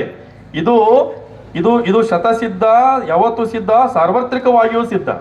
ಕೆಲವೊಬ್ಬರು ಭಾಷಣ ಮಾಡ್ತಿರ್ತಾರ, ಡ್ಯಾಶ್ ವ್ಯಕ್ತಿಗಳನ್ನು ಭಾರತದಿಂದ ಪಾಕಿಸ್ತಾನಕ್ಕೆ ಕಳಿಸಿ. ಅಪ್ಪರು ಯಾವತ್ತು ಅಂತ ಮಾತನ್ನ ಹೇಳಲೇ ಇಲ್ಲ, ಅವ್ರ ಬಗ್ಗೆ ಮಾತನಾಡಲಿಲ್ಲ. ಸತ್ಯ ಇರೋದನ್ನ ಮಾತಾಡ್ಬೇಕಲ್ಲ. ಸಾಧ್ಯತೆ ಇದೆಯಾ ಸರ್? ನಾವ್ ಯಾರಾದ್ರೂ ಹಂಗೆ ಹೊರಗೆ ಹಾಕ್ಲಿಕ್ಕೆ ಸಾಧ್ಯತೆ ಇದೆ? ಒಡಕೊಟ್ಟಿಸ್ತೇವೆ ಅಷ್ಟೇ. ಆದ್ರೆ ಬುದ್ಧಿಜೀವರು ಅಂತದ್ದು ಯಾವತ್ತೂ ಮಾಡಲಿಲ್ಲ. ಹಿಂದೂಗಳನ್ನು ಎತ್ತಲಿಲ್ಲ, ಮುಸ್ಲಿಮ್ಸರನ್ನೂ ಎತ್ತಲಿಲ್ಲ. ಎಲ್ಲರೂ ಸಮಾನರಾಗಿ ನೋಡಿದ್ರು. ಎಲ್ಲರೂ ತಮ್ಮ ಹೃದಯದ ಅಂತರಾಳದಲ್ಲಿ ಇದ್ದುಕೊಂಡು ಎಲ್ಲರನ್ನೂ ಬಹಳಷ್ಟು ಆತ್ಮೀಯವಾಗಿ, ಪೂಜನೀಯಾಗಿ ನಿಮ್ಮನ್ನೆಲ್ಲ ಪ್ರೀತಿಸಿದ್ರು. ವಿಶ್ವ ಧರ್ಮವನ್ನು ಅವರ ಅಪ್ಪ ಅವರು ಪಾಲನೆ ಮಾಡಿದ್ರು. ಕುವೆಂಪುರವರು ಒಂದು ವಿಶ್ವ ಮಾನವ ಸಂದೇಶ ಅಂತಿದೆ. ಆ ವಿಶ್ವ ಮಾನವ ಸಂದೇಶದಂತೆ ಅಪ್ಪ ಅವರು ಒಂದು ಧರ್ಮವನ್ನ ಹಿಡ್ಕೊಂಡ್ರು. ಎಲ್ಲ 100 ವರ್ಷದ ನಂತರ ಸ್ಟಾರ್ಟ್ ಆಗ್ತದೆ. ಯಾರು? ಜೈನರು ಬರ್ತಾರೆ. ಇಲ್ಲ, ಸಿದ್ದೇಶ್ವರ ಮಹಾಸ್ವಾಮಿಗಳು ನಮ್ಮವ್ರಿ, ಯಾಕಂದ್ರೆ ಅವ್ರು ಸಲ್ಲೇಖನ ವ್ರತ ತಗೊಂಡ್ರೆ ಜಗಳ ಮಾಡ್ತಾರೆ. ಗೊತ್ತಿರಲಿ ನಿಮಗೇನು ಅನ್ಸಂಗಿಲ್ಲ. ಈಗೆಲ್ಲ ನಿಮಗೇನು ಅನ್ಸಂಗಿಲ್ಲ. 100 ವರ್ಷದ ನಂತರ ಸ್ಟಾರ್ಟ್ ಆಗ್ತದೆ. ಸಿದ್ದೇಶ್ವರ ಸ್ವಾಮಿಗಳು ವೀರಶೈವ ಧರ್ಮದಲ್ಲಿ ಹುಟ್ಟಿದವರು, ಲಿಂಗಾಯತರು ನಮ್ಮವ್ರು ಅಂತ ನಾವು ಜಗಳ ಆಡ್ತೀವಿ. ಅವ್ರು ಬರ್ತಾರೆ ಜೈನರು, ಅವರು ಸಲ್ಲೇಖನ ವ್ರತ ತೆಗೆದುಕೊಂಡಿದ್ದಾರೆ, ಅವ್ರು ನಮ್ಮವ್ರು ಅಂತ ಅವ್ರು ಜಗಳ ಮಾಡ್ತಾರೆ. ಇಸ್ಲಾಮರು ಬರ್ತಾರೆ, ಅವ್ರು ನಮ್ಮವ್ರಿ, ಒಂದೇ ದೇವ್ರು ಅಂತ ಹೇಳ್ಯಾರ ಅವ್ರು ನಮ್ಮವ್ರು ಅಂತ ಅವ್ರು ಬರ್ತಾರೆ. ಬುದ್ಧಂ ಶರಣಂ ಗಚ್ಚಾಮಿ ಅಂತ ಬೌದ್ಧರು ಬರ್ತಾರೆ, ಅವ್ರು ನಮ್ಮವ್ರು ಅಂತ ಹೇಳ್ತಾರೆ.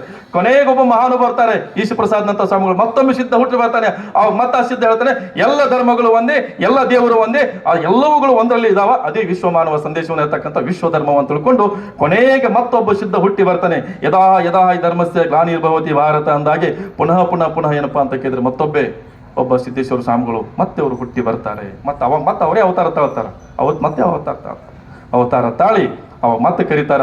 ಈಗ ನಮ್ಮನ್ನ ಹೆಂಗೆ ಕರೆದು ಹೇಳಿದ್ರಲ್ಲ, ಬರ್ರಿ ಇಲ್ಲಿ, ಹಂಗಿಲ್ಲದ, ಬೆಳಿಗ್ಗೆ ಬರ್ರಿ, ಪ್ರವಚನ ಮಾಡಿ ಕೇಳ್ರಿ, ಮನೆಗೆ ಹೋಗ್ರಿ, ಹೋಗಿ ಕೆಲಸ ಮಾಡ್ರಿ, ಶಿಸ್ತಂಗ ಊಟ ಮಾಡ್ರಿ, ಆರಾಮ ನಿದ್ದೆ ಮಾಡ್ರಿ, ಒಂದು ಈಟ್ ಏನಾರ ನೋಡ್ರಿ, ಇದು ಈಟ್ ಏನಾರ ಕೇಳ್ರಿ, ಭಾಳ ತಲೆಗೆ ಹಚ್ಕೊಬೇಡ್ರಿ, ಲೈಟ್ ಆಫ್ ಮಾಡ್ರಿ, ಮಕ್ಕೊಳ್ರಿ ಅಂತ ತಿಳ್ಕೊಂಡು ನಮಗೆ ಪ್ರವಚನ ನಮಗೆ ಬೋಧನೆ ಮಾಡಲಿಲ್ಲ. ಯಾವುದನ್ನು ತಲೆಗೆ ಹಚ್ಕೊಳಕ್ ಹೋಗ್ಬೇಡ್ರಿ, ಹಿಂಗೆ ಬರ್ತದ ಹಿಂಗೆ ಹೋಗ್ತದ, ಯಾವುದೂ ತಲೆಗೆ ಹಚ್ಕೊಳಂಗಿಲ್ಲ, ಬದುಕೋ ಶೈಲಿನ ಕೇಳ್ರಿ ಅಂತ ತಿಳ್ಕೊಂಡು ಅಪ್ಪ ನಮ್ಗೆ ಹೇಳಿಲ್ಲ. ಇದನ್ನ ಹೇಳಕ್ಕೆ ಮತ್ತೆ ಸಿದ್ದೇಶ್ವರಪ್ಪಗಳು ಮತ್ತೆ ಹುಟ್ಟಿ ಬರ್ತಾರೆ ಒಂದು 100 ವರ್ಷದ ನಂತರ. ಮತ್ತು ಅವ್ರಿಗೆಲ್ಲ ಹೇಳ್ಬೇಕಲ್ಲ, ಯಾರಿಗೆ ಅವ್ರೇನು ಜಗಳ ಮಾಡ್ತಿರ್ತ ಅವ್ರಿಗೆ ಹೇಳ್ಬೇಕಲ್ಲ, ಹುಚ್ಚರ್ಗಳ್ರ ಜಗಳ ಆಡಬೇಡ್ರು, ನಾನೇ ಅದು, ಎಲ್ಲ ಒಂದೇ, ಎಲ್ಲ ಒಂದ್ರೊಳಗೆ ಅಂತ ತಿಳ್ಕೊಂಡು. ಅಂತಹ ಅದ್ಭುತವಾಗಿರ್ತಕ್ಕಂಥ ವಿಚಾರಗಳನ್ನ ಇದು ಎಲ್ಲಿ ಕಂಡು ಬರ್ತದೆ ಅಂತ ಕೇಳಿದ್ರೆ, ಇದನ್ನ ನನಗೆ ಕಂಡು ಬಂದದ್ದು ಎಲ್ಲಿ, ನಾನು ಅಪ್ಪವ್ರು ನೋಡಿದಾಗ ಅವರೆಲ್ಲ ಪ್ರವಚನ ಕೇಳಿದ್ದೀನಿ ನಾನು, ಭಾಳ ಆಳವಾಗಿ ನಾನು ಇದೆಲ್ಲ ಪ್ರಶ್ನೆಗಳನ್ನ ನಾನು ಒಳಷ್ಟು ಹುಟ್ಟಿದವ. ಆದ್ರೆ ಇದನ್ನ ಭಾಳ ಮಾತಾಡಬಾರ್ದು, ಭಾಳ ಮಾತಾಡೋ ಜಗಳಕ್ಕಾವು. ಇದೆಲ್ಲ ಭಾಳ ಅಷ್ಟೇ ಸಂಕ್ಷಿಪ್ತವಾಗಿ ಹೇಳಿದ್ದೇನೆ. ಎಷ್ಟೆಷ್ಟು ಆಳಕ್ಕೆ ಹೋಗ್ತೀವಿ, ಅಪ್ಪವ್ರನ್ನ ಹಿಡಿಬೇಕಾದ್ರೆ ಏನಾದರೂ ಮಹಾನ್ ಮೇಧಾವಿಗಳಲ್ಲಿ ಈಗ ಏನಾಗಿಲ್ಲ, ಎಷ್ಟೋ ಜನ ಇವತ್ತು ತತ್ವಜ್ಞಾನಗೋಸ್ಕರ ದೊಡ್ಡ ಹೋರಾಟ ಆಗ್ತಾವ. ಮಾರ್ಕ್ಸ್ ಸಿದ್ಧಾಂತಗೋಸ್ಕರ ಇಡೀ ಭಾರತ ದೇಶ ಹೊರದೇಶದಾಗ ಮೊದಲ ಮಹಾಯುದ್ಧ, 2ನೇ ಮಹಾಯುದ್ಧ ಆಯ್ತು, ಗೊತ್ತಿರಲಿ ನಿಮಗೆ. ನಾವು ಹುಟ್ಟಿರ್ಲಿಲ್ಲ. ನಾವು ಸ್ವತಂತ್ರ ಸಿಗೋಕ್ಕಿಂತ ಮುಂಚೆ ದೊಡ್ಡ ದೊಡ್ಡ ಬಾಂಬ್ ಹಾಕಿ ಜಪಾನನ್ನ ಸುಟ್ಟು ಹಾಕಿದ್ರು. ಎದರಿಗೋಸ್ಕರ? ಬರೀ ತತ್ವಜ್ಞಾನದಗೋಸ್ಕರ, ಬೇರೆ ಎದರಿಗೋಸ್ಕರ? ತತ್ವಜ್ಞಾನ, ಫಿಲಾಸಫಿಗೋಸ್ಕರ ಇಡೀ ದೇಶ ಸುಡ್ತಾರ್ರಿ.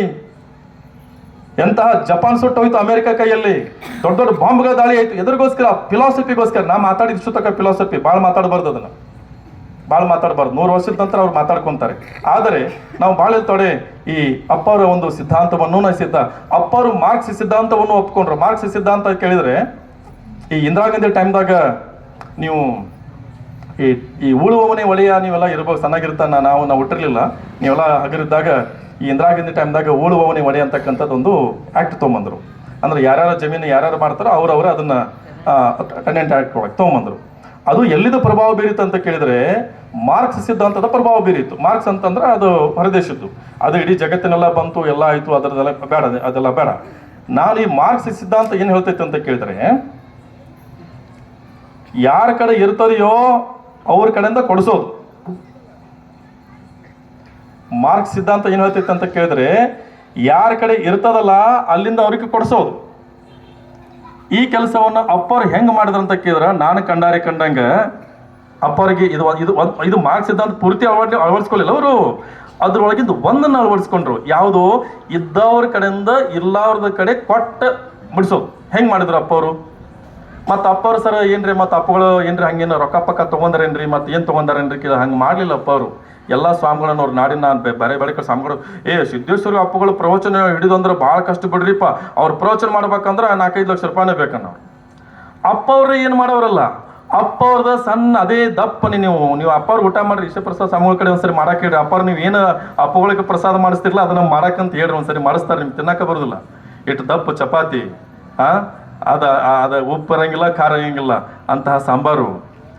ಇದು ಅಪ್ಪವ್ರ ಪ್ರಸಾದ ಆಗಿತ್ತು. ಆದರೆ ಅಪ್ಪವರು ಇದ್ದವರ ಕಡೆಯಿಂದ ಇಲ್ಲವರಿಗೆ ಮಾಡಿಸ್ತಕ್ಕಂಥ ವ್ಯವಸ್ಥೆ ಹೇಗೆ ಮಾಡ್ತಿದ್ರು ಅಂತ ಕೇಳಿದರೆ, ಅಪ್ಪವ್ರದ್ದು ಎಲ್ಲೇ ಪ್ರವಚನ ಆಗಲಿ ಏನೇ ಆಗಲಿ ಅದು ಅಲ್ಲಿ ಪ್ರಸಾದ ವ್ಯವಸ್ಥೆ ಕಡ್ಡಾಯವಾಗಿ ಆಗ್ತಿತ್ತು.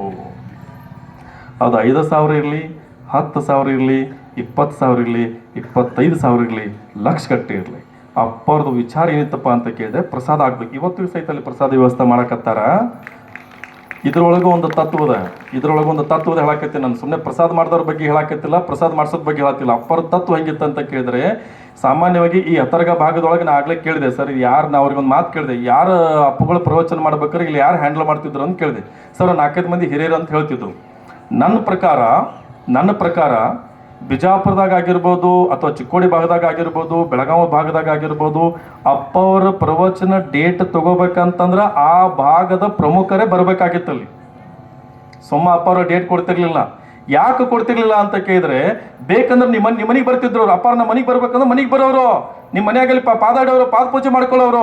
ಆದ್ರೆ ನಿಮಗೆ ಹೊರೆ ಮಾಡ್ತಿರ್ಲಿಲ್ಲ. ಅಪ್ಪಾರ ನಾವು ಪ್ರವಚನ ಮಾಡ್ತೀನಿ ರೀ ಅಂತಂದ್ರೆ, ನಾನೊಬ್ಬ ಸಾಮಾನ್ಯ ಒಬ್ಬ ಡ್ರೈವರ್ನ ಮಗ, ನನ್ನ ಶಿಕ್ಷಕನ ಪ್ರವಚನ ಮಾಡ್ತೀನಿ ಅಪ್ಪ ನಾ ಮಾಡ್ತೀನಿ ಅಂದ್ರೆ, ಅವ್ರು ನನಗೆ ಕೇಳೋ ಸತೀಶ ಮತ್ತು ನೀನು ಹೆಂಗೆ ಮಾಡಿಸ್ತಿ ಪ್ರಶ್ನೆ ಅವ್ರಿಗೆ ತಲೆ ಒಳಗೆ ಬಿಡ್ತಿತ್ತು. ಯಾಕಂದ್ರೆ ಎಲ್ಲ ಜನರಿಗೂ ಪ್ರಸಾದ ವ್ಯವಸ್ಥೆ ಮಾಡಿಸ್ಬೇಕಲ್ಲ. ಅಪ್ಪವ್ರದ್ದು ಭಾಳ ವಿಚಾರ ದೊಡ್ಡ ಇದ್ದು. ಅವ್ರು ಏನು ಮಾಡ್ತಿದ್ರು, ಕರೀರಿ ಕ್ಷೇತ್ರದ ಜನಪ್ರತಿನಿಧಿನ ಕರೀರಿ, ನೀವು ಯಾರೋ ಒಂದು 10 ಮಂದಿ ಹೋದ್ರೆ ಆಯಿತು, ಮುಂದಿನ ಸರಿ ನೋಡೋಣ ಅನ್ನೋರು. ಎಷ್ಟೇ ಸರಿ ನಾನು ನೋಡಿದ್ದೀನಿ, ದೊಡ್ಡ ದೊಡ್ಡ ಜೀಪ್ ತೊಗೊಂಡು ಅವ್ರು MP ಬಿಟ್ಟು ಊರಾನ ಮಂದಿ ಬರೋರು. ಅಪ್ಪಾರ ನಾವು ಊರ ಪಟ್ಟಿ ಹಾಕ್ತೇನೆ ಅನ್ನೋರು. ಇವ್ರು ಊರಾನ ಮಂದಿ ಏನು ಮಾಡೋರು, ಪ್ರವಚನ ಮಾಡ್ತೀವಂತನವರು ಊರ ತಲೆಗೆ ಒಂದೊಂದು ಪಟ್ಟಿ ಹಾಕೋರು. ಅದು ಅಪ್ಪರಿಗೆ ಇಷ್ಟ ಇರಲಿಲ್ಲ. ಅವ್ರು ಬರ್ಬೇಕು, ಪುಕ್ಕಟದಾಗ ಕೇಳ್ಬೇಕು, ಪ್ರಸಾದ ಮಾಡ್ಬೇಕು, ಮನೆಗೆ ಹೋಗ್ಬೇಕು. ಅವ್ರ ಕಡೆ ರೊಕ್ಕ ಹಾಕಿ ಪ್ರಸಾದ ಮಾಡಿಸ್. ಇದು ಒಳ ಥೀಮ್ ಹೇಳಕತ್ತೀನಿ ನಾನು ನಿಮಗೆ. ಅಪ್ಪರ ವಿಚಾರದಾಗ ಹೇಳಕ್ಕೆ ಇಂಥದ್ದು ಯಾವತ್ತೂ ಅಪ್ಪರನ್ನ ನಾನು ಕಣ್ಣಾರೆ ಕಂಡಿದ್ದೇನೆ, ಅವ್ರ ಬಾಜುಕ ನೋಡಿದ್ದೇನೆ. ಯಾವತ್ತೂ ಅದನ್ನ ಮಾಡಲಿಲ್ಲ. ಕರೀರಿ ಅವರು ಯಾರನ್ನ, ಆ ಜನಪ್ರತಿನಿಧಿ ಇರ್ತಾರಲ್ಲ, ಜನಪ್ರತಿನಿಧಿ ಅಂದ್ರೆ ಯಾರು, ನಮ್ಮವ್ರೆ. ಅವ್ರ ಕಡೆ ರೊಕ್ಕ ಎಲ್ಲಿ ಬರ್ತಾವ, ನಮ್ಮವನ. ಅವ್ರು ಯಾರಿಗೆ ಕೊಡ್ಬೇಕು, ನಮಗ ಕೊಡ್ಬೇಕು. ಎದು ಕೊಡ್ಬೇಕು, ಊಟ ಮಾಡಕ್ ಕೊಡ್ಬೇಕು. ಮಾಡಲಿಲ್ಲ. ಎಲ್ಲೆಲ್ಲಿ ಪ್ರವಚನಗಳಾದವು, ಎಲ್ಲ ಶಾಸಕರು ಎಲ್ಲ ಊರಿಗೂ ಒಬ್ಬ ಪ್ರತಿ ಇರ್ತಾರೆ, ಅವ್ರ ಕಡೆಯಿಂದ ಪ್ರಸಾದ ಮಾಡಿಸೋರು. ಎಲ್ಲಿಂದ ದುಡ್ಡು ಬರ್ತಿತ್ತೋ ಅಲ್ಲಿ ಕೆರೆಯ ನೀರನ್ನು ಕೆರೆಗೆ ಚೆಲ್ಲಿ. ಇದು ನೋಡ್ರಿ, ಇದು ವಿಚಾರಗಳು ಅಪ್ಪರ ದೊಡ್ಡ ವಿಚಾರ. ಹಿಂಗಾಗಿ ಅಪ್ಪರ ಕಾರ್ಯಕ್ರಮ ಎಲ್ಲೆಲ್ಲಿ ಇರ್ತಿತ್ತು ಜನಪ್ರತಿನಿಧಿಗಳೇ ಹ್ಯಾಂಡಲ್ ಮಾಡ್ತಿದ್ರು. ಅವರೆಲ್ಲ ದೊಡ್ಡ ವ್ಯವಸ್ಥೆ ಮಾಡಿ ಅಪ್ಪರಿಗೆ ಸಂಪೂರ್ಣವಾಗಿರ್ತಕ್ಕಂಥ ಪ್ರಸಾದ ಬೆಳಗ್ಗೆನೇ ಅದ್ಭುತವಾಗಿರ್ತಕ್ಕಂಥ ಅದು ವೆರೈಟಿ ಪ್ರಸಾದ ಎಲ್ಲ ಗುರುಗಳು ಡಿಸೈಡ್ ಮಾಡಿ ಇಂಥ ಪ್ರಸಾದ ಆಗ್ಬೇಕಂತ ಆಗ್ಬೇಕಷ್ಟೇ, ಇಂಥದ ಪ್ರಸಾದ ಆಗಬೇಕು. ನಾವೆಲ್ಲ ಬೆಳಗ್ಗೆ ಎಂತೆಂಥ ಬೇರೆ ಕಡೆ ಹೋದಾಗ ಎಂತೆಂಥ ಪ್ರಸಾದ ಮಾಡಿಸಿದ್ರಿ. ನಾವು ಅಪ್ಪಗಳ ಕಡೆ ಹೋಗ್ಬೇಕಾದ್ರೆ ಪ್ರಸಾದ ಮಾಡಕ್ಕಂತ ಹೋಗೋರು. ನಾವು ಯಾವ್ದಕ್ಕೆ ಹೋಗ್ತಿರೋ ಅಪ್ಪಗಳ ಕಡೆಯಿಂದ ಬೆಳಗ್ಗೆ ಪ್ರಸಾದ ಸಿಗುತ್ತೆ ನಮ್ಗೆ ಅದ್ಭುತ. ಭಾಳ ದೊಡ್ಡ ಖುಷಿ ಅದಿಲ್ಲ. ಏನು ಹಣ್ಣು ಹಂಪಲ ಇದೆಲ್ಲ ಯಾಕೆ ಬರ್ತಿತ್ತು ಅಂತ ಕೇಳಿದ್ರೆ, ಅಪ್ಪರು ಯಾವುದನ್ನು ಮುಡ್ತಿರ್ಲಿಲ್ಲ. ಇದೆಲ್ಲ ನನ್ನ ಜನರಿಗೆ ಸೇರಬೇಕು, ಎಲ್ಲ ನನ್ನ ಹೃದಯವಂತರಿಗೆ ಸೇರಬೇಕು, ನನ್ನ ತಾಯಿಂದರಿಗೆ ಸೇರಬೇಕು. ಎಲ್ಲರೂ ಬಂದವರೆಲ್ಲ ಹೊಟ್ಟೆ ತುಂಬ ಊಟ ಮಾಡಿ ತಲೆ ತುಂಬ ಜ್ಞಾನವನ್ನು ತುಂಬಿಕೊಂಡು ಯಾರಿಗೂ ಅನ್ಯಾಯ ಮಾಡ್ಲಾರ್ದಂಗೆ ಅವ್ರ ಮನೆಗಳು ಹೋಗಿ ಅವರವ್ರ ಜೀವನವನ್ನು, ಅವರ ಕಾಯಕವನ್ನು ಅವ್ರು ಮಾಡಿಬಿಟ್ರೆ ಇದೇ ಮಾನವ ಜನ್ಮ, ಇದೇ ವಿಶ್ವಧರ್ಮ. ಈ ತತ್ವವನ್ನು ಅಪ್ಪರ ತಲೆಯೊಳಗಿತ್ತು. ಇದಕ್ಕೆ ಸಣ್ಣಂಗೆ ಮಾರ್ಕ್ಸ್ ಸಿದ್ಧಾಂತ ಅಂತ ಕರೀತಾರೆ. ಸಣ್ಣಂಗೆ ಪೂರ್ತಿ ಅಲ್ಲ. ಮಾರ್ಕ್ಸ್ ಅಂದ್ರೆ ಭಾಳ ಕಟ್ರಿ. ಅದು ಹೆಂಗಪ್ಪ ಅಂತಂದ್ರೆ ಇದ್ದವ್ರನ್ನ ಹೊಡೆದ ಯಾವನ ಕಡೆ ಹೆಂಗಿತ್ತು ಅಂತಂದ್ರೆ, ಒಂದು 10 ಎಕರೆ ಇತ್ತಪ್ಪ ಅಂದ್ರೆ 5 ಎಕರೆ ಕಸ್ಕೊಳ್ಳೋದು, ಅವ್ನು ಕಸ್ಕೊಂಡು ಬಿಡೋದು. ಬೇರೆ ಬಾಯಲ್ಲಿ ಹೇಳಂಗಿಲ್ಲ, 5 ಹೆಸರು ಕಸ್ಕೊಳ್ಳೋದಕ್ಕೆ ಮಾರ್ಕ್ಸ್ ಸಿದ್ಧಾಂತ ಅಂತ ಹೇಳ್ತಿದ್ರು. ಅದು ಇಲ್ಲಿ ಹೆಂಗಿತ್ತು, ನಾನು ಯಾಕೆ ಅಪ್ಪರು ಈ ತತ್ವ ಯಾಕಂದ್ರೆ ಅಪ್ಪರು ಪ್ರತಿ ಮಾತಿಗೆ ಅರಿಸ್ಟಾಟಲ್, ಪ್ಲೇಟೋ ಅನ್ನೋರು, ಮಾತಿಗೆ ಪ್ಲೇಟೋ ಸರ್ ತೆಗಿಯೋರು, ಮಾತಿಗೆ ಅರಿಸ್ಟಾಟಲ್ ಅಂತಿದ್ರು. ಯಾಕೆ ಅಂತಿದ್ರು ಅಂದ್ರೆ ಅದು ಹಿಂದೆ ಅಪ್ಪರು ಓದಿದ್ರು ಅದನ್ನ. ಮತ್ತು ಅದನ್ನು ಹೆಂಗೆ ಪಾಲನೆ ಮಾಡಬೇಕು ಅಲ್ಲಿ ಪಾಲನೆ ಮಾಡ್ತಿದ್ರು. ಹೆಕ್ಕಿ ತೆಗೆಯೋರು, ಅಲ್ಲಿ ನಿಸಿದ್ ಕೊಡೋರು, ಇವ್ರು ಮಾಡಿಸ್ರನ್ನವರು. ಹೀಗೆ ಅಪ್ಪ ಅವರು ಅಂತ ಅದ್ಭುತವಾಗಿರ್ತಕ್ಕಂತಹ ಇವೆಲ್ಲ ಭಾಳ ಡೆಪ್ತ್ ಇದೆ ಅಪ್ಪವ್ರನ್ನ. ನನ್ನ ಒಂದು ಬಹುತೇಕ ನನಗೆ ಈ ಒಂದು $100 1 ರೂಪಾಯಿಗಿಂತ ಒಂದು 50 ಪೈಸಾ ಮಾತಾಡಕತ್ತೀನಿ ನಾನು. ಅಪ್ಪವ್ರದ್ದು ಇನ್ನೂ 95 ಪೈಸಾ ಬಾಕಿ ಇದೆ. ನಂದು 50 ಭಾಳ ಅದ್ಭುತ. ಯಾಕಂದ್ರೆ ಇದು ಅಪ್ಪರು ಅವ್ರಿವರಿಗೆ ನಿಲ್ಕೋ ಮಾತಲ್ಲ, ಭಾಳ ದೊಡ್ಡ ಅದ್ಭುತವಾಗಿರ್ತಕ್ಕಂಥ ವಿದ್ವಾಂಸರಿಗೆ ನಿಲ್ಕೋದಲ್ಲ. ಭಾಳ ದೊಡ್ಡ ಧರ್ಮವನ್ನು ಕಟ್ಟಿದವರು, ಸಾಮಾನ್ಯ ಕೆಲಸ ಅಲ್ಲ. ಆದ್ರೆ ಯಾವುದೇ ವ್ಯಕ್ತಿಯ ತತ್ವಜ್ಞಾನಗಳು, ವಿಚಾರಗಳು ಒಮ್ಮೆಲೆ ದೇಶಕ್ಕೆ ಹರಡಂಗಿಲ್ಲ. ಗೊತ್ತಿಲ್ಲ. ಗಾಂಧೀಜಿಯವರು ಸ್ವತಂತ್ರ ಸಂಗ್ರಾಮ ಸಿಕ್ಕಿದ ಮೇಲೆ, ಸ್ವತಂತ್ರ ಸಿಗೋ ಸಂದರ್ಭದಲ್ಲಿ ಗಾಂಧಿ ಇಡೀ ಭಾರತ ದೇಶಕ್ಕೆಲ್ಲ ಗೊತ್ತಿದ್ರೇನ್ರಿ? ಗೊತ್ತಿರಲಿಲ್ಲ. ಸ್ವತಂತ್ರ ಸಿಕ್ಕ ಮೇಲೆ ಮತ್ತೆ ನಮಗೆ ಗೊತ್ತಾಗ್ಯದ. ಈಗ ಇತ್ತಿತ್ತಾಗ ನಮ್ಮ ಮಕ್ಕಳಿಗೆ ಗೊತ್ತಾಗತ್ತದ ಗಾಂಧೀಜಿಯವರು ಇತ್ತು. ಹಾಗೆ ಬುದ್ಧಿಜಿಯವರು ಉತ್ತರ ಕರ್ನಾಟಕ ಭಾಗಕ್ಕಷ್ಟೇ ಸೀಮಿತ ಆಗಿರ್ಬೋದು. ಮುಂದೊಂದು 100 ವರ್ಷಗಳಾದ್ಮೇಲೆ ಇಡೀ ಭಾರತ ದೇಶದಾದ್ಯಂತ, ಇಡೀ ವಿಶ್ವದಾದ್ಯಂತ ಅಪ್ಪರ ಹೆಸರು ಬರ್ತದೆ. ನಿಮ್ಗೆ ಗೊತ್ತಿರಲಿ, ಅಷ್ಟು ಅದ್ಭುತವಾಗಿರ್ತಕ್ಕಂಥ ಧರ್ಮವನ್ನು ಕಟ್ಟಿಕೊಂಡು ಅಪ್ಪರು ಹೋದರು ಅಂತ ಅದು ಬಹಳ ಅದ್ಭುತವಾಗಿರ್ತಕ್ಕಂಥ ವಿದ್ವಾಂಸರು. ಯಾಕೆ ಮೃತ್ಯುಂಜಯವರವರೆಲ್ಲ ಮೃತ್ಯುಂಜಯ ಅಂತಂದ್ರೆ ಸಾವನ್ನ ಗೆದ್ದವರು. ಅಪ್ಪರಿಗೆ ಸಾವು ಬರಲಿಲ್ಲ, ಹೌದಿಲ್ರಿ? ಸಾವನ್ನು ಅವರೇ ತಗೊಂಡ್ರು, ಸ್ವೀಕಾರ ಮಾಡಿದ್ರು, ಅವರೇ ತಗೊಂಡ್ರು. ಬಾ ಸಾವು ಅಂತಂದ್ರು. ಅದು ಮೃತ್ಯುಂಜಯ ಅಂತಂದ್ರೆ ಸಾವನ್ನ ಗೆದ್ದವರು ಅಂತ ಕರೀತಾರೆ. ಅಂದ್ರೆ ಜೀವಂತ ಇದ್ದವ್ರು ಅಂತಲ್ಲ. ಸಾವು ಬಂತಂದ್ರ ಈಗ ಸಾವನ್ನ ಅದನ್ನ ಸ್ವೀಕಾರ ಮಾಡೋದಿಲ್ಲ, ಸಾಮಾನ್ಯ ಕೆಲಸ ಅಲ್ಲ. ನಮಗೆ ಒಂದು ಹೊತ್ತು ಊಟ ಮಾಡ್ಲಿಕ್ಕೆ ಒಂಥರ ಸಾಕತ್ತೆ, ಇನ್ನು ಸಾವು ಬಂದ್ರಂತೂ, ಹೌದಿಲ್ರಿ? ಒಂದೊಂದು ಹೊತ್ತು ಊಟಕ್ಕೆ ಇರಲಿಲ್ಲ, ಮನ್ಯಾಗ ನಮ್ಮ ಮುಖಗಳು ಸಣ್ಣ ಆಗಿ ಹೋಗ್ತಾವೆ. ಇನ್ನು ನಮಗೇನಾರ ಕೈ ನೋವು ಬಂತಂದ್ರೆ ಅಯ್ಯೋ ಕಾಲು ನೋವು ಬಂತ, ಅಯ್ಯೋ ಕಾಲು ಅಂತೀವಿ. ಸಾವು ಬಂತಂತಂದ್ರೆ ಎದಿನೇ ಹೊಡ್ಕೊಂತೀವಿ. ಅಪ್ಪ ಅವ್ರಿಗೆ ಸಾವು ಕಣ್ಣು ಮುಂದೆ ಇತ್ತು, ಬಾ ಅಂತ ಸ್ವೀಕಾರ ಮಾಡಿದ್ರು. ಎಷ್ಟೋ ಜನ ಎಲ್ಲರಿಗೆ ಅಪ್ಪರು ನೀವು ವೈದ್ಯಕೀಯ ಉಪಚಾರ ತಗೊಳ್ರಿ ಅಂತಂದ್ರು. ಅದ್ರ ಬಗ್ಗೆ ಭಾಳ ಅವ್ರು ತಲೆ ಕೆಡಿಸ್ಕೊಳ್ಳಿಲ್ಲ. ಎಷ್ಟೋ ಜನ ವೈದ್ಯರು ಬೇಜಾರಾಗಿದ್ದಾರೆ, ಎಷ್ಟೋ ಜನ ಸ್ವಾಮಿಗಳು ಬೇಜಾರಾಗಿದ್ದಾರೆ. ಅಪ್ಪವ್ರಿಗೆ ಊಟ ಬಿಟ್ಟಿರಲ್ಲ ಕೊನೆಯವರೆಗೆ. ನಮ್ಮ ಹಿಂದುತ್ವದ ಪ್ರಕಾರ ಅವ್ರು ನಮಗೆ ಒಂದು ಜಾಗ ಕೊಡ್ಬೇಕಾಗಿತ್ತು. ಅಪ್ಪವ್ರು ನಮಗೆ ಐಕ್ಯ ಸ್ಥಳ ಕೊಡ್ಬೇಕಾಗಿತ್ತು. ಅಪ್ಪವ್ರು ನಾವು ಪೂಜೆ ಮಾಡ್ತಿದ್ವಿ, ನಾವು ಗದಿಗೆ ಕಟ್ತಿದ್ವಿ. ಈಗಾದರೂ ಅಪ್ಪವ್ರಿಗೆ ಇಷ್ಟ ಇಲ್ಲ, ಯಾವುದೂ ಮಾಡೋದು ಇಷ್ಟ ಇಲ್ಲ, ಗೊತ್ತಿರಲಿ. ಈಗೇನು ಮಾಡಾಕತ್ತೀವಲ್ಲ ಇದು ಅವ್ರಿಗೆ ಇಷ್ಟ ಇಲ್ಲ. ಅವ್ರ ಬಗ್ಗೆ ನಾವು ಮಾತಾಡ್ಬಿಡ್ರಿ ಅಂತಾರೆ ಅವ್ರು ಇಲ್ಲ ಅಂತ ತಿಳ್ಕೊಂಡು ಗೀಶಿ ಪ್ರಸಾದ್ ಸ್ವಾಮಿಗಳು ಇವ್ರು ಅಜ್ಜವರು ಗಟ್ಟಿ ಧೈರ್ಯ ಮಾಡಿ ಮಾಡಾಕತ್ತಾರ ಅಷ್ಟೆ. ಮತ್ತು ಅವ್ರು ಇದ್ದಾಗ ಮಾಡಂತ ಹೇಳ್ರಿ, ಹೆಂಗ್ರಿ ಗುರುಗಳು? ಅವ್ರು ಇದ್ದಾಗ ಮಾಡಲ್ಲ, ಆಗೋದಿಲ್ಲ. ಅಲ್ಲಿ ಅಪ್ಪರು ಹೆಂಗೆ ಇದ್ರಂದ್ರೆ ಕೃಷಕಾಯದ ಮನುಷ್ಯ ಗಡ ಗಡ ಗಡ ಗಡ ನಡಿಗೆ ಹೋಗ್ತಿದ್ರು ಎಲ್ಲರೂ, ಎಲ್ಲ ಸಾಮಾನು ನಡಗೆ ಹೋಗ್ತಿದ್ರು, ಎಲ್ಲ ನಡಕ್ ಅಷ್ಟು ಆ ಅದ್ಭುತವಾಗಿರ್ತಕ್ಕ ಶಕ್ತಿ. ಆ್ಯಕ್ಚುಲಿ ನಾವು ಮಾತಾಡಬಾರ್ದು, ಯಾಕಂದ್ರೆ ನಾವು ಅಷ್ಟು ಮಾತಾಡೋದು ದೊಡ್ಡವರಲ್ಲ ನನ್ನ ಪ್ರಕಾರ. ಯಾಕೆ ಅಪ್ಪಗಳ ಬಗ್ಗೆ ಮಾತಾಡೋಷ್ಟು ನಮಗೆ ಅಷ್ಟು ಇಲ್ಲ, ಯಾಕಂದ್ರೆ ಅವರು ನಾವು ಈಗ ಇಲ್ಲೊಂಥರ ಮಾತಾಡ್ತೀವಿ ಮತ್ತು ಅಲ್ಲಿ ಹೋಗಿ ಒಂಥರ ಇರ್ತೀವಿ. ನಮ್ಮದು ಬೇರೆನೇ. ಯಾಕೆ ಸಂಸಾರಿಕ ಮಂದಿ ಈಗ ಹೋಗಿ ಈಗ ಮೈಕ್ ಮುಂದೆ ಮಾತಾಡೋದು ಒಂದು ಮತ್ತು ನಡೆಯೋದು ಒಂದು. ಅವ್ರು ಹಂಗಲ್ಲ, ಮೈಕ್ ಮುಂದೆ ಮಾತಾಡೋದು ಒಂದೇ, ನಡೆಯೋದು ಒಂದೇ. ನುಡಿ ಒಂದಾಗಿರ್ತಕ್ಕಂಥ ದೊಡ್ಡ ಮಹಾನುಭಾವ ಮೃತ್ಯುಂಜಯರವರೆಲ್ಲ. ಸಾವು ಕಣ್ಣು ಮುಂದೆ ಬಂದೈತೆ ಅಂದರೂ ಸಹಿತ ಅದನ್ನು ಸ್ವೀಕಾರ ಮಾಡಿಕೊಂಡು ಉಪವಾಸ ಇದ್ದು, ನಿಮ್ಗೆ ಗೊತ್ತಿರ್ಬೇಕು ಅಪ್ಪವ್ರಿಗೆ ಎಷ್ಟು ತ್ರಾಸ ಮಾಡೈತೆ ಅಂತಂದ್ರೆ, ಅದು ಎಷ್ಟು ತ್ರಾಸ ಮಾಡೈತೆ ಅಂತಂದ್ರೆ ಅದನ್ನು ಬಿಡಲಿಲ್ಲ ಅಪ್ಪ. ನಿಮ್ಗೆ ಗೊತ್ತಿರ್ಬೇಕು, ಒಂದ್ಸರಿ ಹಿಂಗೆ ತಲೆ ಹಿಂಗೆ ಮುಟ್ಕೊಂಡು ನೋಡಿರ್ಬೇಕು ನೀವು ವಿಡಿಯೋದಾಗೆಲ್ಲ. ಭಾಳ ತ್ರಾಸ ಆಗತ್ತಿತ್ತು ಅಪ್ಪರಿಗೆ. ಎಲ್ಲರೂ ಬಂದು ಹೇಳಿದ್ರು, ಅಪ್ಪ ನೀವು ಟ್ರೀಟ್ಮೆಂಟ್ ತಗೊಳ್ರಿ. ಯಾವುದೇ ಕಾರಣಕ್ಕೂ ಯಾವತ್ತೂ ಅವರು ಹೇಳಿಸ್ಕೊಂಡವರಲ್ಲ, ಕೈ ಹಿಡಿಸ್ಕೊಂಡವರಲ್ಲ. ಈಶಪ್ರಸಾದ ಸ್ವಾಮಿಗಳನ್ನ ಕೈ ಹಿಂಗೆ ಹಿಡಿತಿದ್ರೆ ವಿನಃ ಅವರು ಸ್ವಾಮಿಗಳು ಯಾವತ್ತೂ ಅವ್ರು ಮುಟ್ಲೇ ಇಲ್ಲ. ಆದರೂ ಕೊನೆಯ ಮೂಮೆಂಟಲ್ಲಿ ತಾಯಿ ಹೃದಯವಂತಿಕೆಯಿಂದ ಈಶಪ್ರಸಾದ ಸ್ವಾಮಿಗಳವರ ಅವ್ವಾರು ಏನು ಪುಣ್ಯ ಮಾಡಿದಾರೋ ಗೊತ್ತಿಲ್ಲ, ಆ ತಾಯಿ ಏನು ಪುಣ್ಯ ಮಾಡಿದೋ ಗೊತ್ತಿಲ್ಲ, ಅಪ್ಪವ್ರು ಸೇವೆ ಮಾಡ್ತಕ್ಕಂತಹ ಒಂದು ಪುಣ್ಯ ಬಂತಲ್ಲ ಈಶಪ್ರಸಾದ ಮಹಾಸ್ವಾಮಿಗಳ ಇವರಿಗೆ. ನಿಜವಾಗ್ಲೂ ಅವ್ರು ಯಾವ ಪೂರ್ವ ಜನ್ಮದ ಪುಣ್ಯದ ಫಲ ಗೊತ್ತಿಲ್ಲ. ನಿಜವಾಗ್ಲೂ ನಾವು ಅಪ್ಪವ್ರನ್ನ ಅವ್ರೊಳಗೆ ಕಾಣಬೇಕು. ಇದು ಸಾಮಾನ್ಯ ಕೆಲಸ ಎಲ್ಲ ಹೇಳಕತ್ತೆ ನನಗೆ. ಎಷ್ಟೇ ಅನೇಕ ಜನ ಆಗೋಗಿದ್ದಾರೆ, ಸ್ವಾಮಿಗಳು ಭಾಳ ಜನ ಆಗೋಗಿದ್ದಾರೆ. ಸೇವಾ ಮಾಡಿಸ್ಕೊಳ್ಳೋದು ಪುಣ್ಯ ಬರೆದಿರ್ಬೇಕು. ನಾನು ಎಷ್ಟೋ ಸರಿ ಮಠದೊಳಗಿದ್ದಾಗ ಅನ್ಕೊಂಡಿನಿ, ಸಂಗಮದೇವ ಮಹಾಸ್ವಾಮಿಗಳ ಸೇವಾ ಹೀಗೆ ಮಾಡ್ಬೇಕಲ್ಲ. ನನ್ನ ಇಡೀ ನಿವೃತ್ತಿ ಜೀವನವನ್ನು ಅಪ್ಪರಿಗೆ ದಾರಿ ಹೇಳ್ಬೇಕು.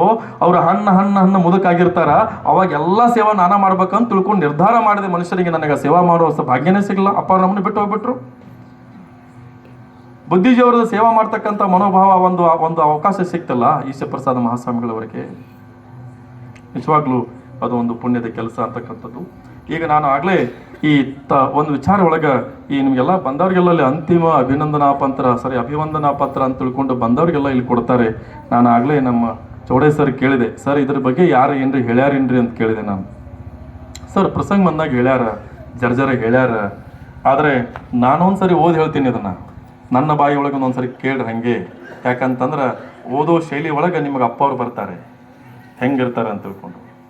ಹಂಗೆ ಅಪ್ಪವ್ರು ಬರೆದದ್ದು ಅವರು ಕೊನೆಯ ಮೂಮೆಂಟಲ್ಲಿ ಲಾಸ್ಟ್ ಕೊನೆಗಿದ್ದು ಬಿಡುಗಡೆ ಆದಾಗ ನಿಜವಾದ ಇಡೀ ಇದ್ರೊಳಗೆ ಭಗವದ್ಗೀತೆ ಸಾರದ ಗೊತ್ತಿದ್ರಲ್ಲ, ಆದದ್ದೆಲ್ಲ ಒಳ್ಳೆಯದಕ್ಕೆ ಆಗಿದೆ, ಆಗಲಿದ್ದು ಅದು ಒಳ್ಳೆಯದಾಗಲಿದೆ, ರೋಧಿಸಲು ನೀನೇನು ಕಳೆದುಕೊಂಡಿರುವೆ, ತಂದಿದ್ದಾದರೂ ಏನು ಅಲ್ಲ, ರೋಧಿಸಲು ಏನನ್ನು ಕಳೆದುಕೊಂಡಿರುವೆ, ಮಾಡಿದ್ದಾದರೂ ಏನು, ಅದು ಬರ್ತಿದ್ದಲ್ಲ. ಆ ರೀತಿಯಾಗಿ ಭಗವದ್ಗೀತೆ ಸಾರ ಇದೆಯಲ್ಲ, ಅದೇ ರೀತಿಯಾಗಿ ಇದು ಪರಮ ಪೂಜ್ಯರಾಗಿರ್ತಕ್ಕಂತಹ ಸಿದ್ದೇಶ್ವರ ಮಹಾಸ್ವಾಮಿಗಳ ಒಂದು ಸಾರ. ಇದರೊಳಗೆ ಬುದ್ಧಿಜಿಯವರ ಸಂಪೂರ್ಣವಾಗಿರ್ತಕ್ಕಂಥ ಜೀವನ ವೃತ್ತಾಂತವಿದೆ. ಇದನ್ನು ತಿಳ್ಕೊಂಡ್ರೆ ಸಾಕು ಅಪ್ಪರದ ಫಿಲಾಸಫಿ ಅರ್ಥ ಆಗ್ತದೆ. ಇದನ್ನು ತಿಳ್ಕೊಂಡ್ರೆ ಸಾಕು ಬುದ್ಧಿಜಿಯವರು ಅರ್ಥ ಆಗ್ತಾರೆ. ಇದನ್ನು ತಿಳ್ಕೊಂಡ್ರೆ ಸಾಕು ಅವರ ಧರ್ಮ ಅರ್ಥ ಆಗ್ತದೆ. ಇದನ್ನು ತಿಳ್ಕೊಂಡ್ರೆ ಸಾಕು ಅವ್ರ ವಿಚಾರ ಅರ್ಥ ಆಗ್ತದೆ. ಇದನ್ನು ತಿಳ್ಕೊಂಡ್ರೆ ಸಾಕು ಅವರ ತತ್ವ ಅರ್ಥ ಆಗ್ತದೆ. ಇದನ್ನು ತಿಳ್ಕೊಂಡ್ರೆ ಸಾಕು ಇಡೀ ಸಂಪೂರ್ಣವಾಗಿರ್ತಕ್ಕಂಥ ಜೀವನವೇ ಅರ್ಥ ಆಗ್ತದೆ. ಅಂತಹ ಒಂದು ಅಂತಿಮ ಅಭಿವಂದನಾ ಪತ್ರವನ್ನು ಅವರು ಬರೆದರು. ಒಂದೇ ಒಂದು ಮೊದಲನೇದಾಗಿ ಅ, ಬ, ಕ, ಡ ಅಂತಕ್ಕಂಥ 4 ಭಾಗವನ್ನು ಮಾಡಿದ್ರು. ಅದರಲ್ಲಿ ಒಳಗಡೆ 4 ಪಾಯಿಂಟ್ಸನ್ನು ಇಟ್ಟರು.